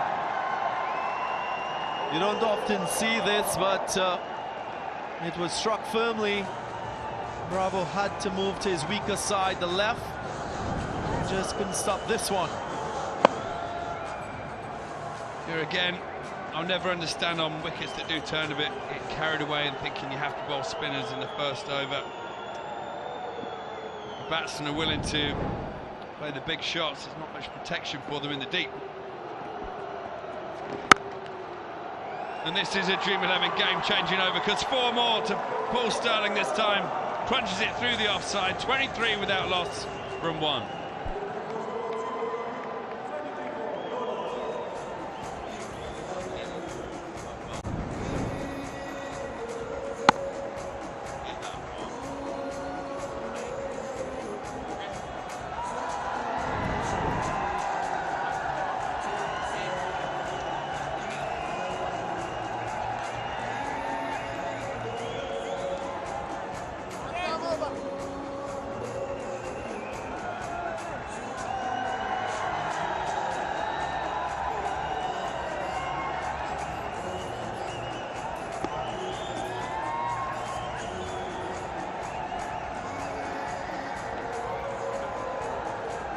Dhabi fans jumping. They really like what they've seen in this first over.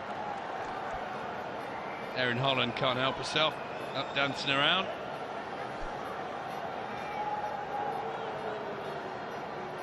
So that one over from Chanapal Himraj. Now Dominic Drakes. He is a genuine wicket taker. He's right up there with the leading wicket takers in this tournament. Yeah, I'd much rather see this with the new ball. That's when the fast bowlers can get some movement. We saw Sheldon Cottrell dismiss Gurbaz with genuine swing, shape. So while the ball is going to shape, give it to the bowlers who can shape it. After 3 overs, when it will turn, give it to the spinners. Don't make them do the other's job.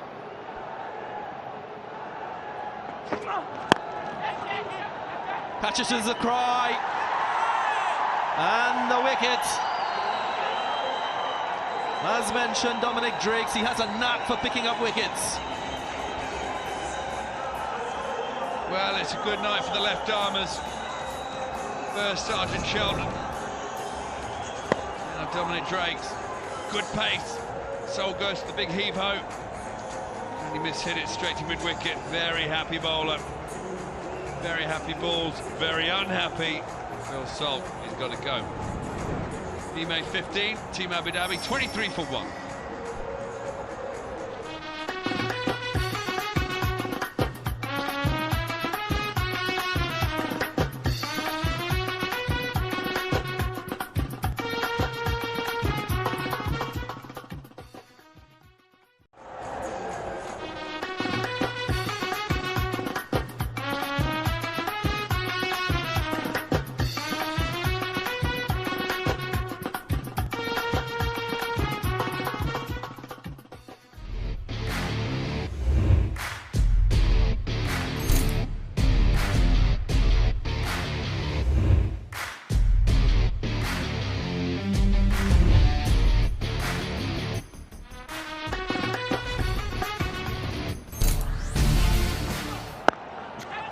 Up and away.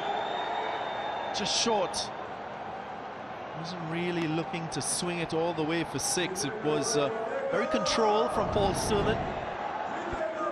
There's the wicket again. Just good line and length. Heavy length from Drake. He's a tall man. So went for the big heave-ho. We've seen it play it so successfully throughout this T10. Why not be going in for playing it again? Shot efficiency was about 4%.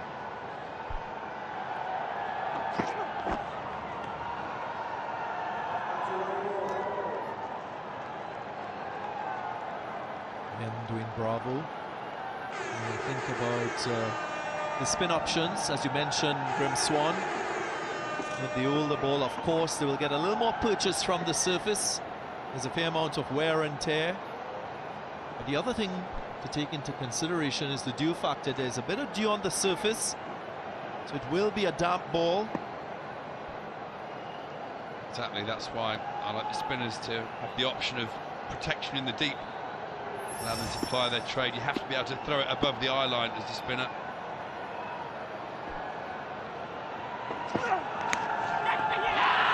Nicked and gone. 17 wickets now for Dominic Drakes. And none more important than this one. Huge moment in this game. Liam Livingston dancing down the wicket, having a huge swipe.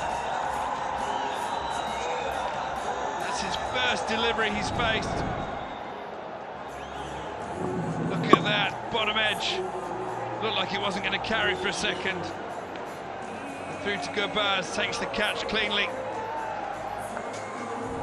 And the balls are absolutely rampant. He's gone for naught. Team Abu Dhabi 25 for 2.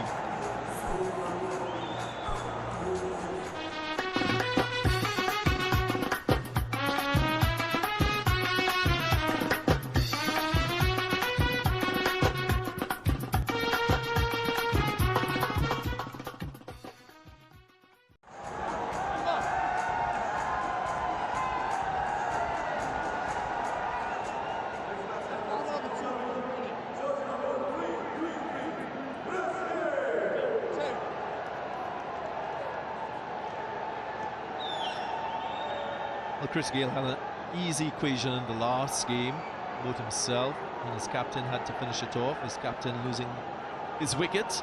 Now, captain gone, Gale has to assume leadership in this run chase, you would think.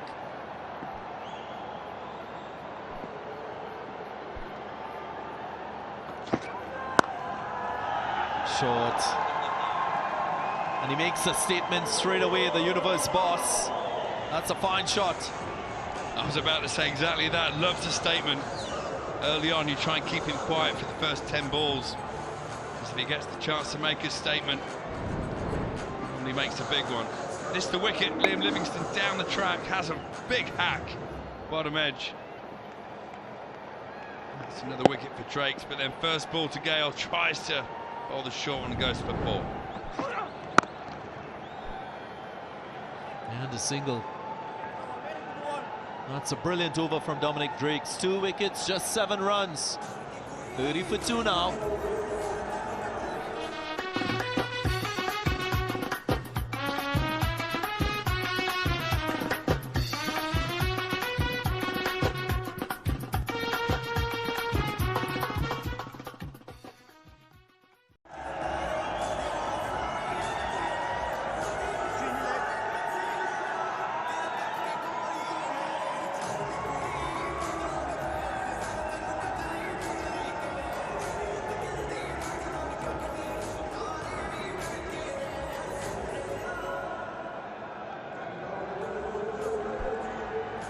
Don't go anywhere, folks.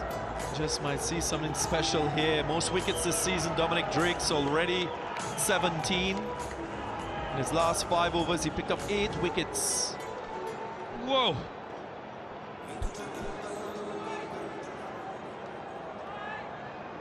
Now time for Ravi Rampal.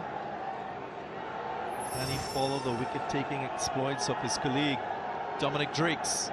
The only change in this side for today, Rampal in the side for Naim Young.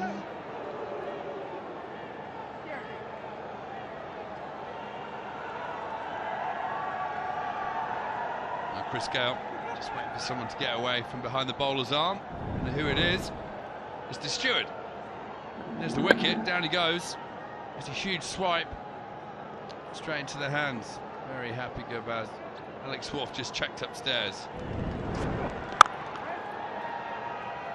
But the common sense rule worked because Liam Livingston knew he was out, so he just walked off. Shame that can't happen more often.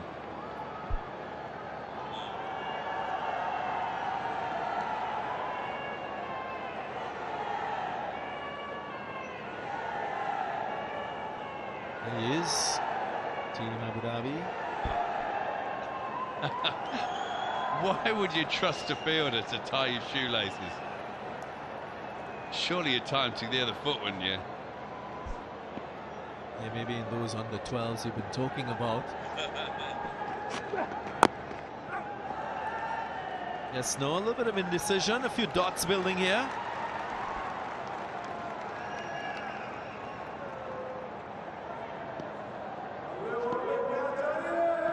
I don't know if you've been in charge of many under-11s games. There's laces undone all over the place. You spend half your time doing shoes up. I know you have many stories at that level. Fielders hanging on the side screen.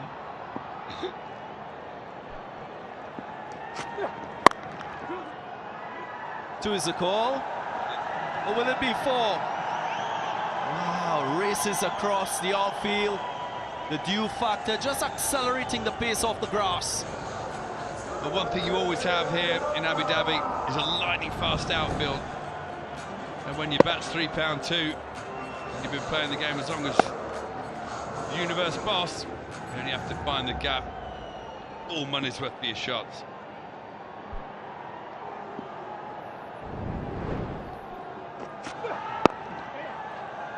Good staring down the camera there as well from the support staff, Sarah Taylor. Come on, boys, come on.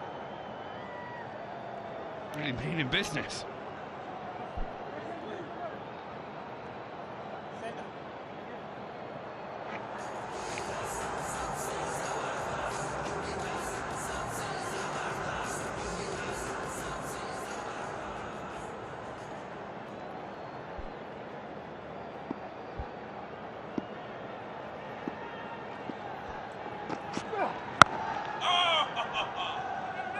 toe end of the bat.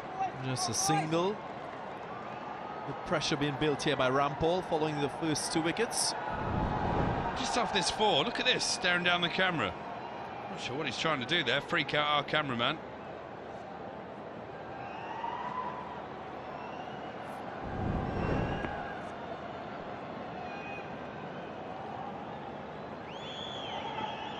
You always know when you're in that dugout as a player, the camera's on you non-stop. The poor cameraman's got to stand there filming you, every reaction.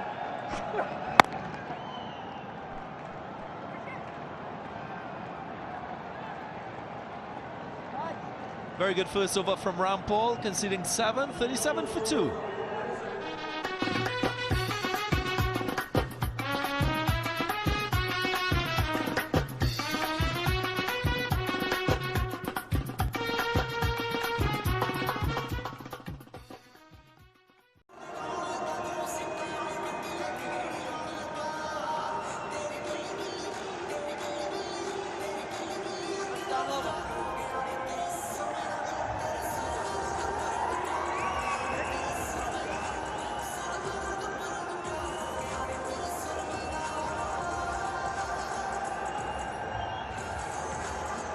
Time for Faruqi. He's been a quiet performer for the Delhi Bulls. Pulled a maiden yesterday. Here he is. Won't be no maiden today from this over. Starts down the leg side.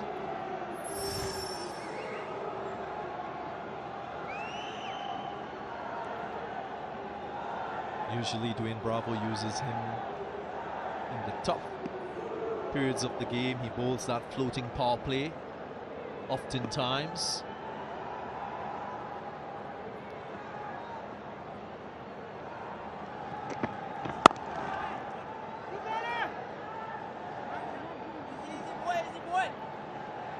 Grim Swan, no concern at this stage for Team Abu Dhabi. Required rate 10. Yeah, I am getting a bit concerned. The lack of boundaries means that that's 71 from 41, even though they have a floating power play up their sleeve. Chris Gale's chewing up a lot of dots and singles. Sterling needs some strike. If he gets 10 balls on the bounce, 3 of them are going to sail over the ropes, you know that.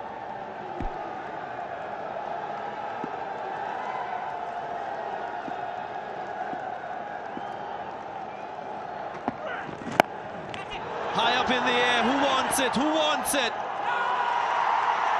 Catch taker, Naim Young. Substitute fielder makes the call, completes the catch, and it's another one for the Bulls. All going wrong for Team Abu Dhabi. Paul Sterling trudges off. Complete miss hit, went for the big shot. High on the bat and just floated in the air. Let's have a look. Slow ball. Sliced way underneath it. Regulation catch for the sub. Naim Young. Sterling's got to go. He made 10. Team Abu Dhabi 39 for 3 now. Great moves.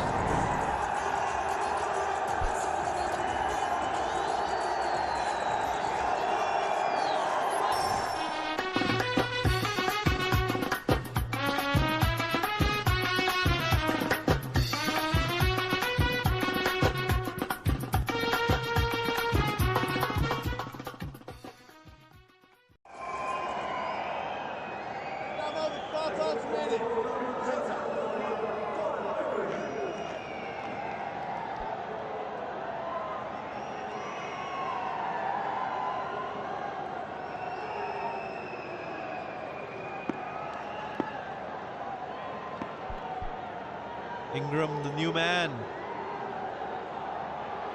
And a little bit of pressure in the outfield.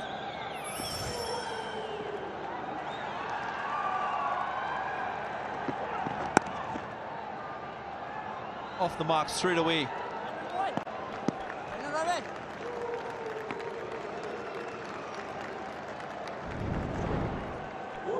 Yeah, it was a good slow ball. Sterling went for that big swing over the top. Only get it high on the bat, well caught. that third wicket. When it goes well for Team Abu Dhabi and the ball's flying over the ropes, they look unstoppable. But when the wickets start to tumble, it's when you really fancy the balls now. I'd rather be in the fielding team at this very moment, even with an absolute monster like Gale at the crease. One good thing for Team Abu Dhabi is Colin Ingram. He had a 17-ball half-century. So he has some form as a batsman. What you don't want is to question your approach, because that could just distort your clarity and what is required. You still got to try and have that aggressive intent. Yeah, at the same stage, the balls are 43 for 3.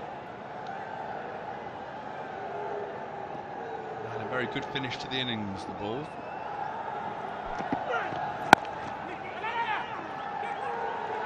Sent back. Gale didn't think he had the speed to get to the other end. Well, there's one thing you know, that Gale will remain very calm. Won't panic. But neither of these players will want to see that dot ball count get into double figures. And yeah, they've had their little rebuilding period here. Even though it's only been 4 or 5 balls. T10, that's all you get. Time to go again, boys. Tension will be building in the dugouts.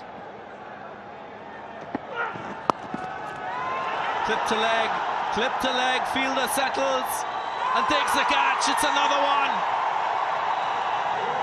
Don't rule Farooqi out of the game. He can contribute significantly with the ball.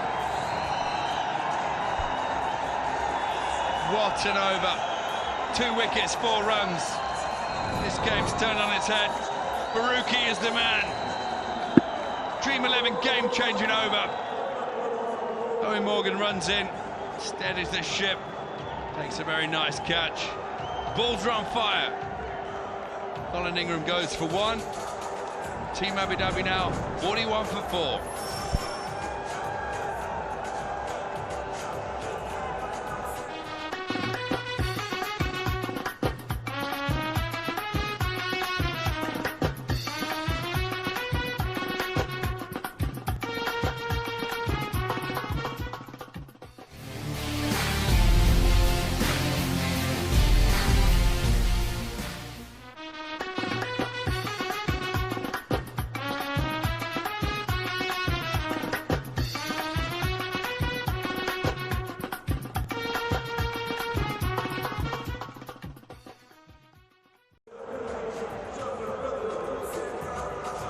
Will partner Gale would be pressured by the required rate. It's 11.5.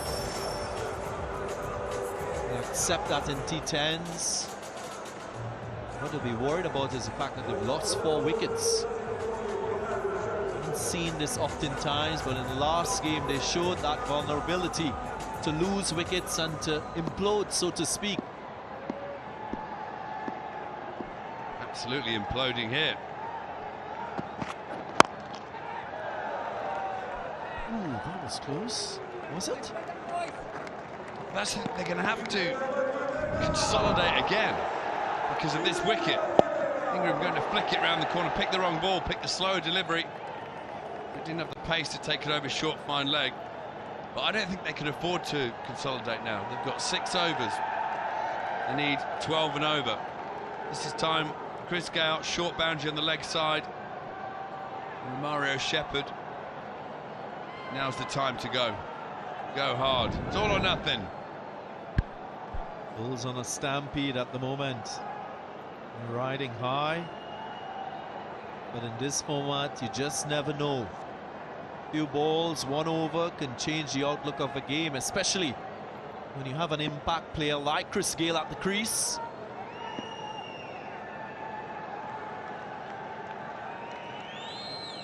With the field there, 2 boundary riders offside. I'm sure the plan is to go wide to Gale, not bowl straight. Did mention that short square boundary, leg side to Gale.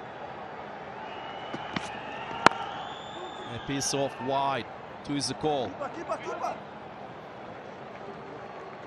Keeps him to 1.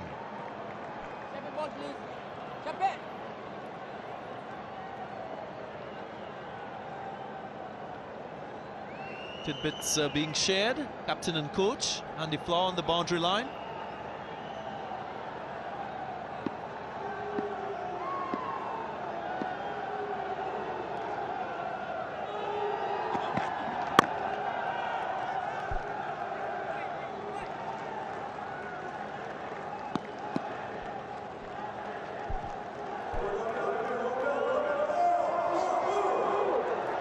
If you follow this tournament, you would have known that last night when these two teams played, they had to score 108 or more to get over the line. They got nowhere near. Get over the line and qualifying in the top two. It's Team Abu Dhabi. It was not to be. And Chris Gale will have to depart. Pick Dwayne Bravo, who waited for it, and then completes the catch in the end. Surely that's good night. 5 wickets now. Nearly 5 overs gone. Still 60 short. The Bulls having an absolute stormer here. Team Abu Dhabi making a real mess of this chase and their chances in this tournament. Gale smashes it long, straight to long off. DJ Bravo takes the catch. So Gale's got to go for 14. Team Abu Dhabi now 44 for 5.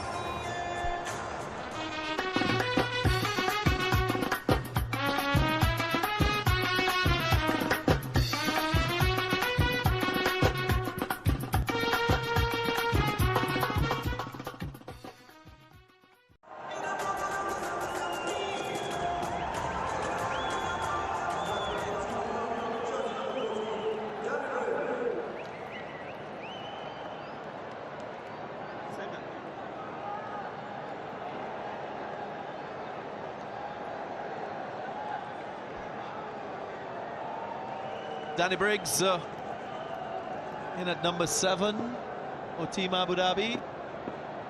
Equation much more difficult. What a catch! Diving away to his right, Gurbaz, unstoppable. There is your Rario moment. You can own that favourite cricket moment, Rario.com, Abu Dhabi T10's official NFT partner, and you should get this one. This is an absolute corking catch. Diving away to his right. The late cut from Briggs, trying to run it down to the short third boundary. Look at him go. Oh, hello and good night. And doesn't he know it? Nothing with the bat, everything with the gloves. Bulls are on fire.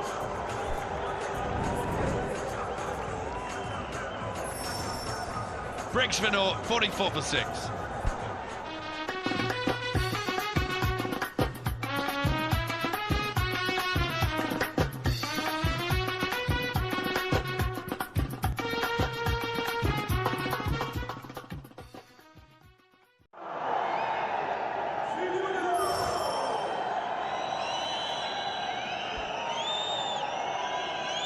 Well, the cricketing gods might be kind to Marshawn Delanga.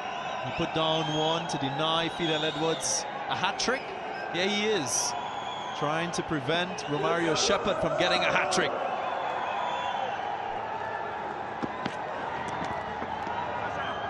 Gets away. End of the 5th. What an eventful 5 overs we've seen in this innings. 44 for 6.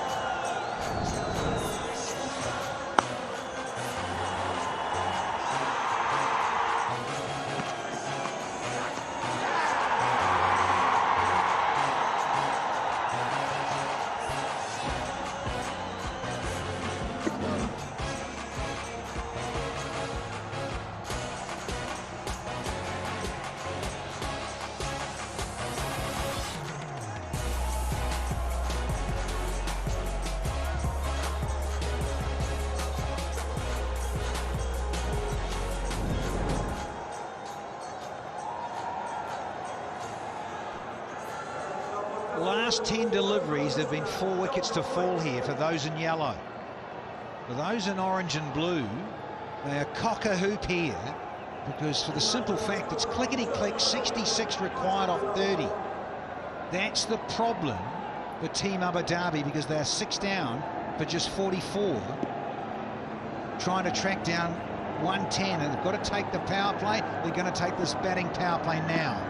Got to get back some momentum, and it's Drakes with ball in hand. Oh, and he starts with a little lacing slap here.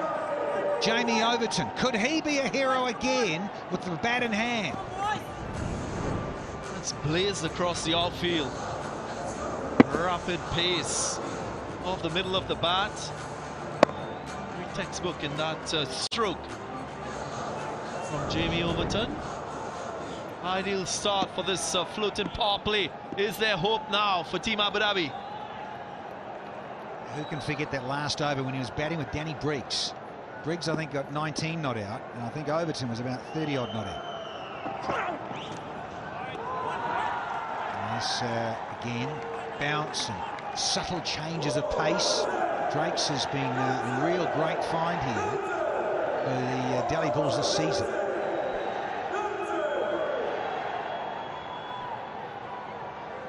I just love the spirit of Amanullah Gurbaz.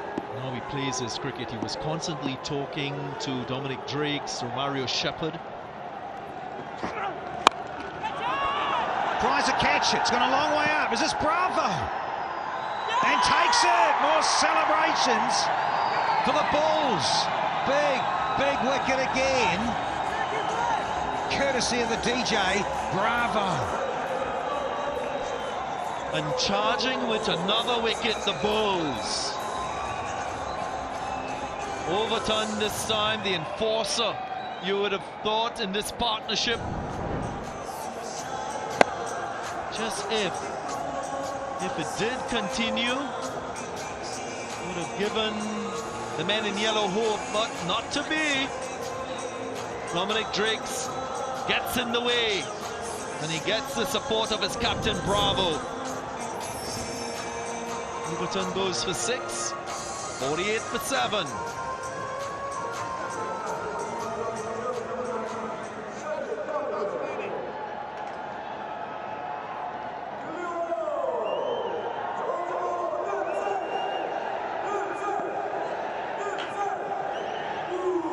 Scurrying, that was Ramon Martinez getting out of the way at square leg, and Rutherford couldn't hold on. Not the easiest of catches when you're running back, trying to judge a ball in the night sky. Just didn't have the give in his hands. In, out, second attempt, and then out, flawed.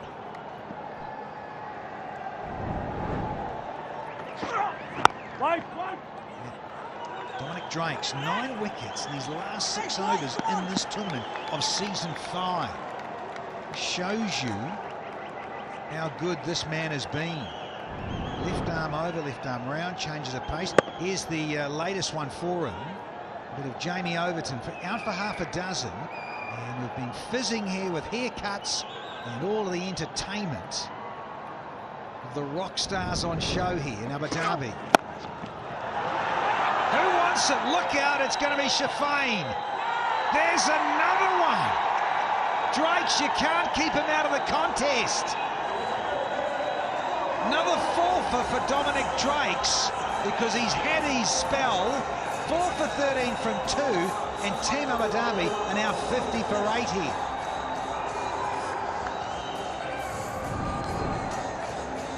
Well, if you support the man in yellow, you would have feared an implosion. And it's unfolding before our eyes.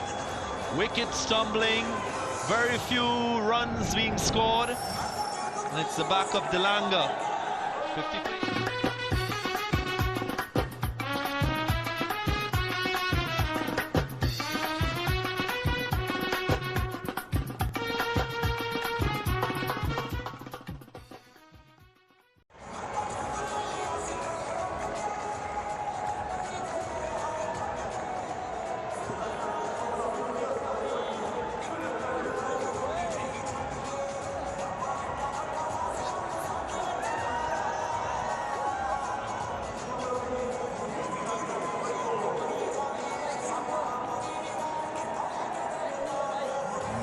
very solemn in that yellow dugout, but not so in pink. And we've been revving up the DJ here at Zide with some of the tunes.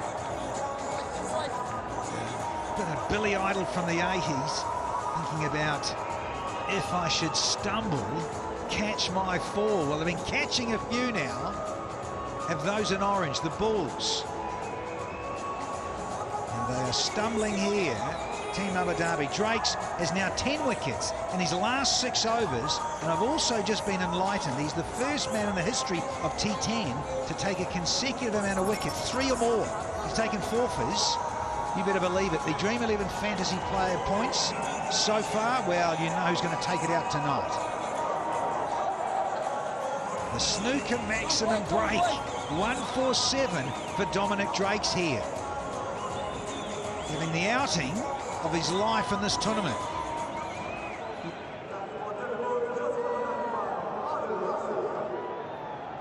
We're going to have Ashul, we're going to have Rashid. Adel Rashid, that is, to come on now. Been holding him back with an older ball against the tail, which is going to be massively challenging for Edwards and Co. Here's his last one, in with forfeit. It looks easy enough, but in that night sky, and a spinning ball on the top edge. Had to hit that too, Edwards. Tough equation.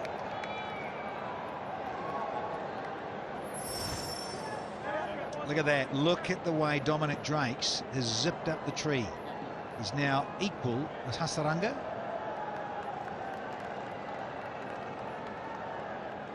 Face off in the final? Well, you'd have to think so, given the asking rate 16s. It's just a quiet 59 off 22, folks. So it does look like the Bulls up against the Gladiators. And they've crashed 4 here, but they've run out of batters. It's a simple fact here. Too many wickets falling for those in yellow. 2 West Indian brothers at the crease. Sheldon Cockrell, Bidan Edwards. Cockrell no slouch with the bat. And use the long handle and hit the ball a long way. Is he warming up? And watch Rashid. Those googlies and top spinners. Very challenging for top order players, let alone the tail enders.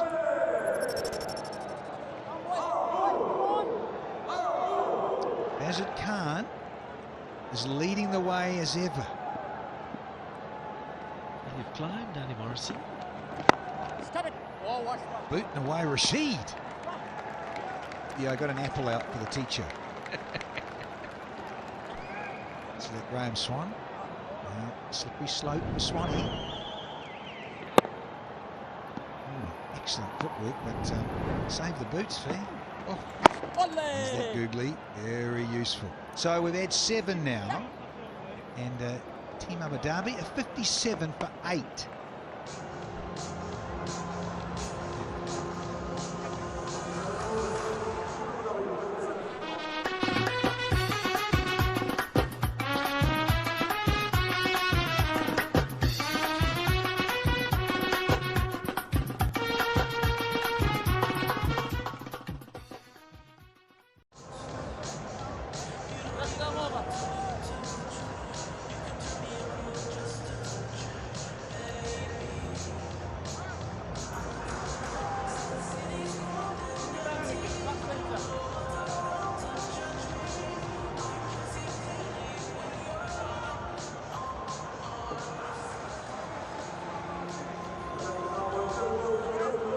Nice little outing on a Friday evening here in Abu Dhabi.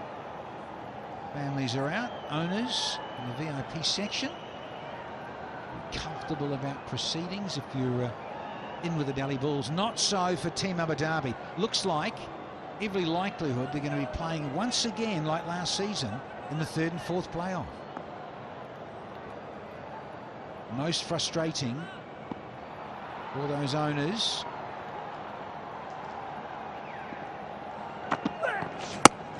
Keeps low, Faruqi. with a little special from left arm round. Excellent. And a drop in shoulders from Sheldon Cottrell when he saw Peter Edwards missing this one, just sliding through. Faruqi rolling his fingers across the seam, taking pace off. But most importantly, the line was wicket to wicket. Another one goes. Peter Edwards for 2. 57 for 9.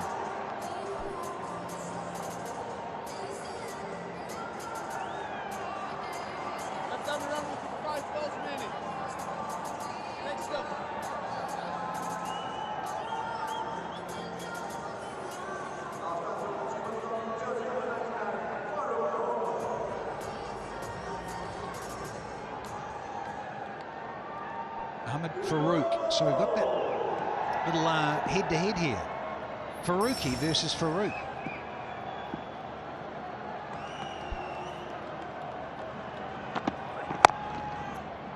Oh, he's got a run here.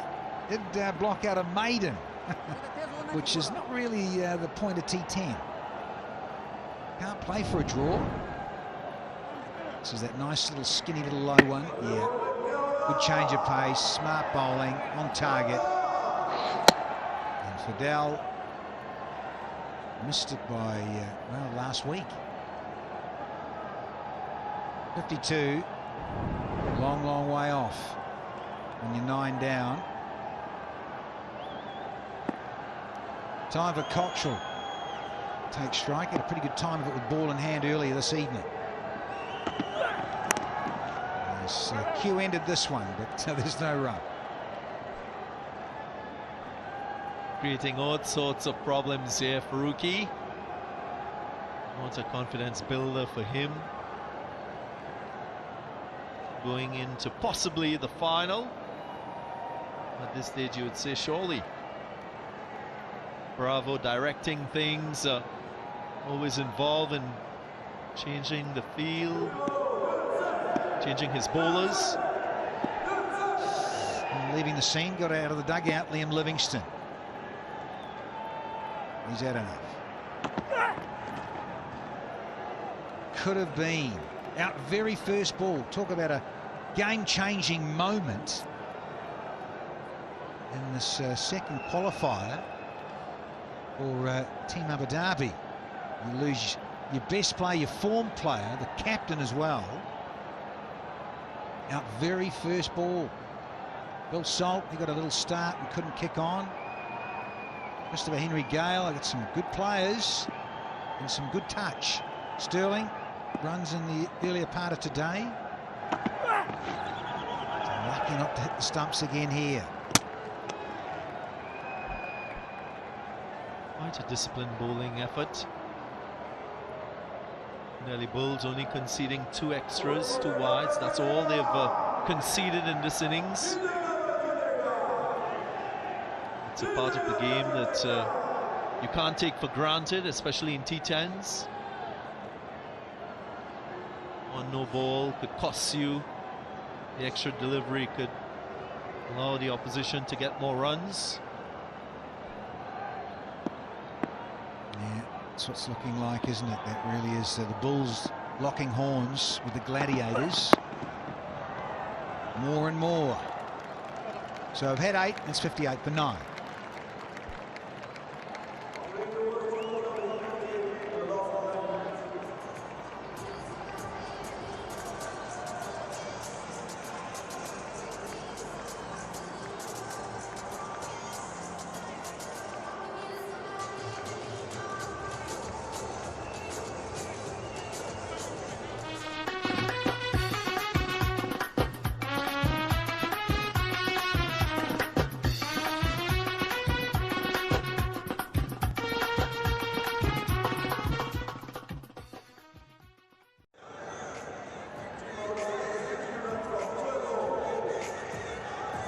Sorry looking scorecard for Team Abu Dhabi in this all-important playoff match. Winner into the final. Not so for those in yellow. Not when you're up against Rashid and you down the bottom.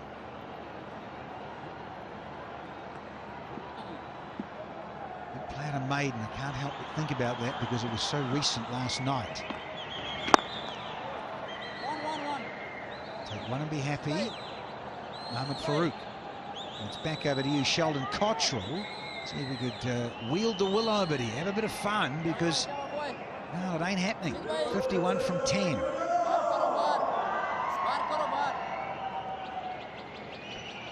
Gets the gloves right. Here's Sheldon Cottrell. Let's go. And here we go. No, we don't. And reload. You can see what he's trying to do here. She's going to give a big loopy hanging one. Hopefully hit it straight to the moon and get caught. Yeah, just sticking outside the off stump. Cottrell more than likely will bring more bottom hand into his stroke. Right on cue. And end of the game. Morgan in the way. Time for high fives, low fives, big smiles and everything. Once again, Andy Flower in the thick of things, getting into a final with a franchise side. It is Team Abu Dhabi's lowest total in T10 cricket history. What a time to do that. All out for 60 in just 8.5 overs. Shows the volatility of this format and the fact that you can't give up too early in a contest.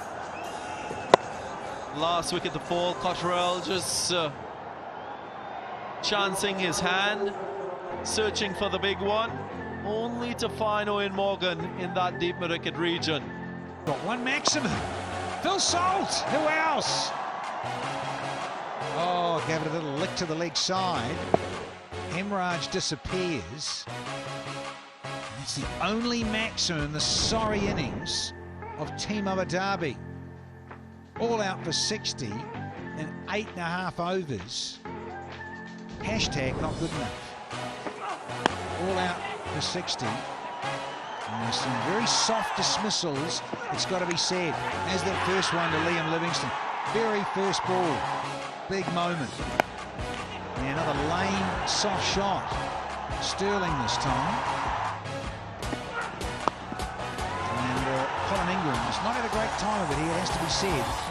In season 5 of the Abu Dhabi T10. Gale wanted to smash it to all parts. And he couldn't get enough elevation on it. DJ did the rest. And that's a cracker. Absolute cracker. Gurbeers, he's having one heck of a timeout.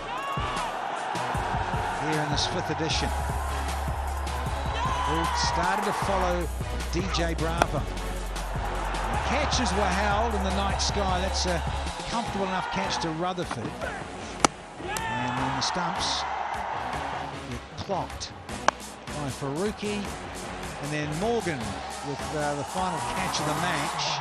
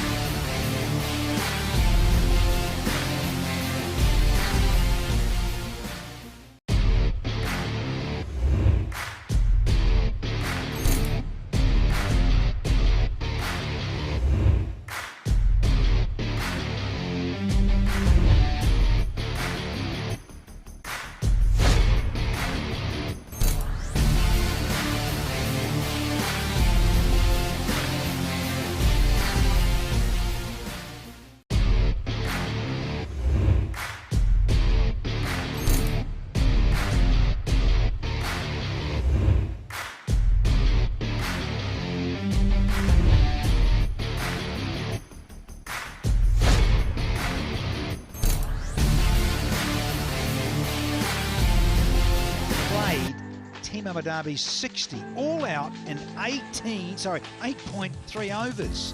They win by 49 runs to the Bulls. We're going to go sideline with Erin Holland and the Prezza. Yeah, welcome to the post-match presentation for match number 33 of the Sky247.net presents Abu Dhabi T10, powered by Wolf 777 News. It was between Team Abu Dhabi and the Delhi Bulls, live from the beautiful city of Abu Dhabi. On behalf of the tournament, I would love to express our gratitude for the continued support of the Abu Dhabi Department of Culture and Tourism, Abu Dhabi Sports Council, T10 Sports Management, Abu Dhabi Cricket and the Emirates Cricket Board. We'd also love to thank our very dear sponsors, Sky247.net, Wolf 777 News, Rario, Fair Play News, Dream 11 and Vimal. It's time now for the magic moment of the match award. It's for 1,000 dirhams and tonight it's presented by Manish Kishore, the CEO of the Delhi Bulls. And tonight that award goes to Ramanullah Gurbaz from the Delhi Bulls for a brilliant flying catch to dismiss Danny Briggs. And a pretty fantastic celebration to boot as well. Congratulations, Gurbaz. We've seen some massive hits this match, which brings us now to the power hitter of the match award. It's for 1,000 dirhams and it's presented by Mr. Sanjay Saxena of T10 Sports Management. And tonight that goes to Romario Shepard from the Delhi Bulls. He hit 26 of 16 balls at a strike rate of 162.5. Congratulations, Romario. Our final award of the evening is for the player of the match. It's for another 1,000 dirhams. And tonight that's presented by Chandrakant Pawar, the CFO of T10 Sports Management. And it goes to none other than Dominic Drakes from the Delhi Bulls. 4 for 13. Some ridiculous figures for you there again. You've actually gone top to equal the top wicket taker of the tournament with Hasaranga. So it's going to be a bowl off with you and him tomorrow. How does that feel? It's fun, you know. I never got most wickets in the competition, so, you know, established, so it'll be fun. It was definitely a turning point when you came into bowl. That first over went for 23 runs and then you completely pulled it back with 2 wickets for only 6 runs. What worked for you out there today? Just the confidence Bravo gave me, you know. He calls me his trump card, so I had to live up to it. We were absolutely sensational tonight. We'll let you rest up and we'll see you tomorrow. Thank you.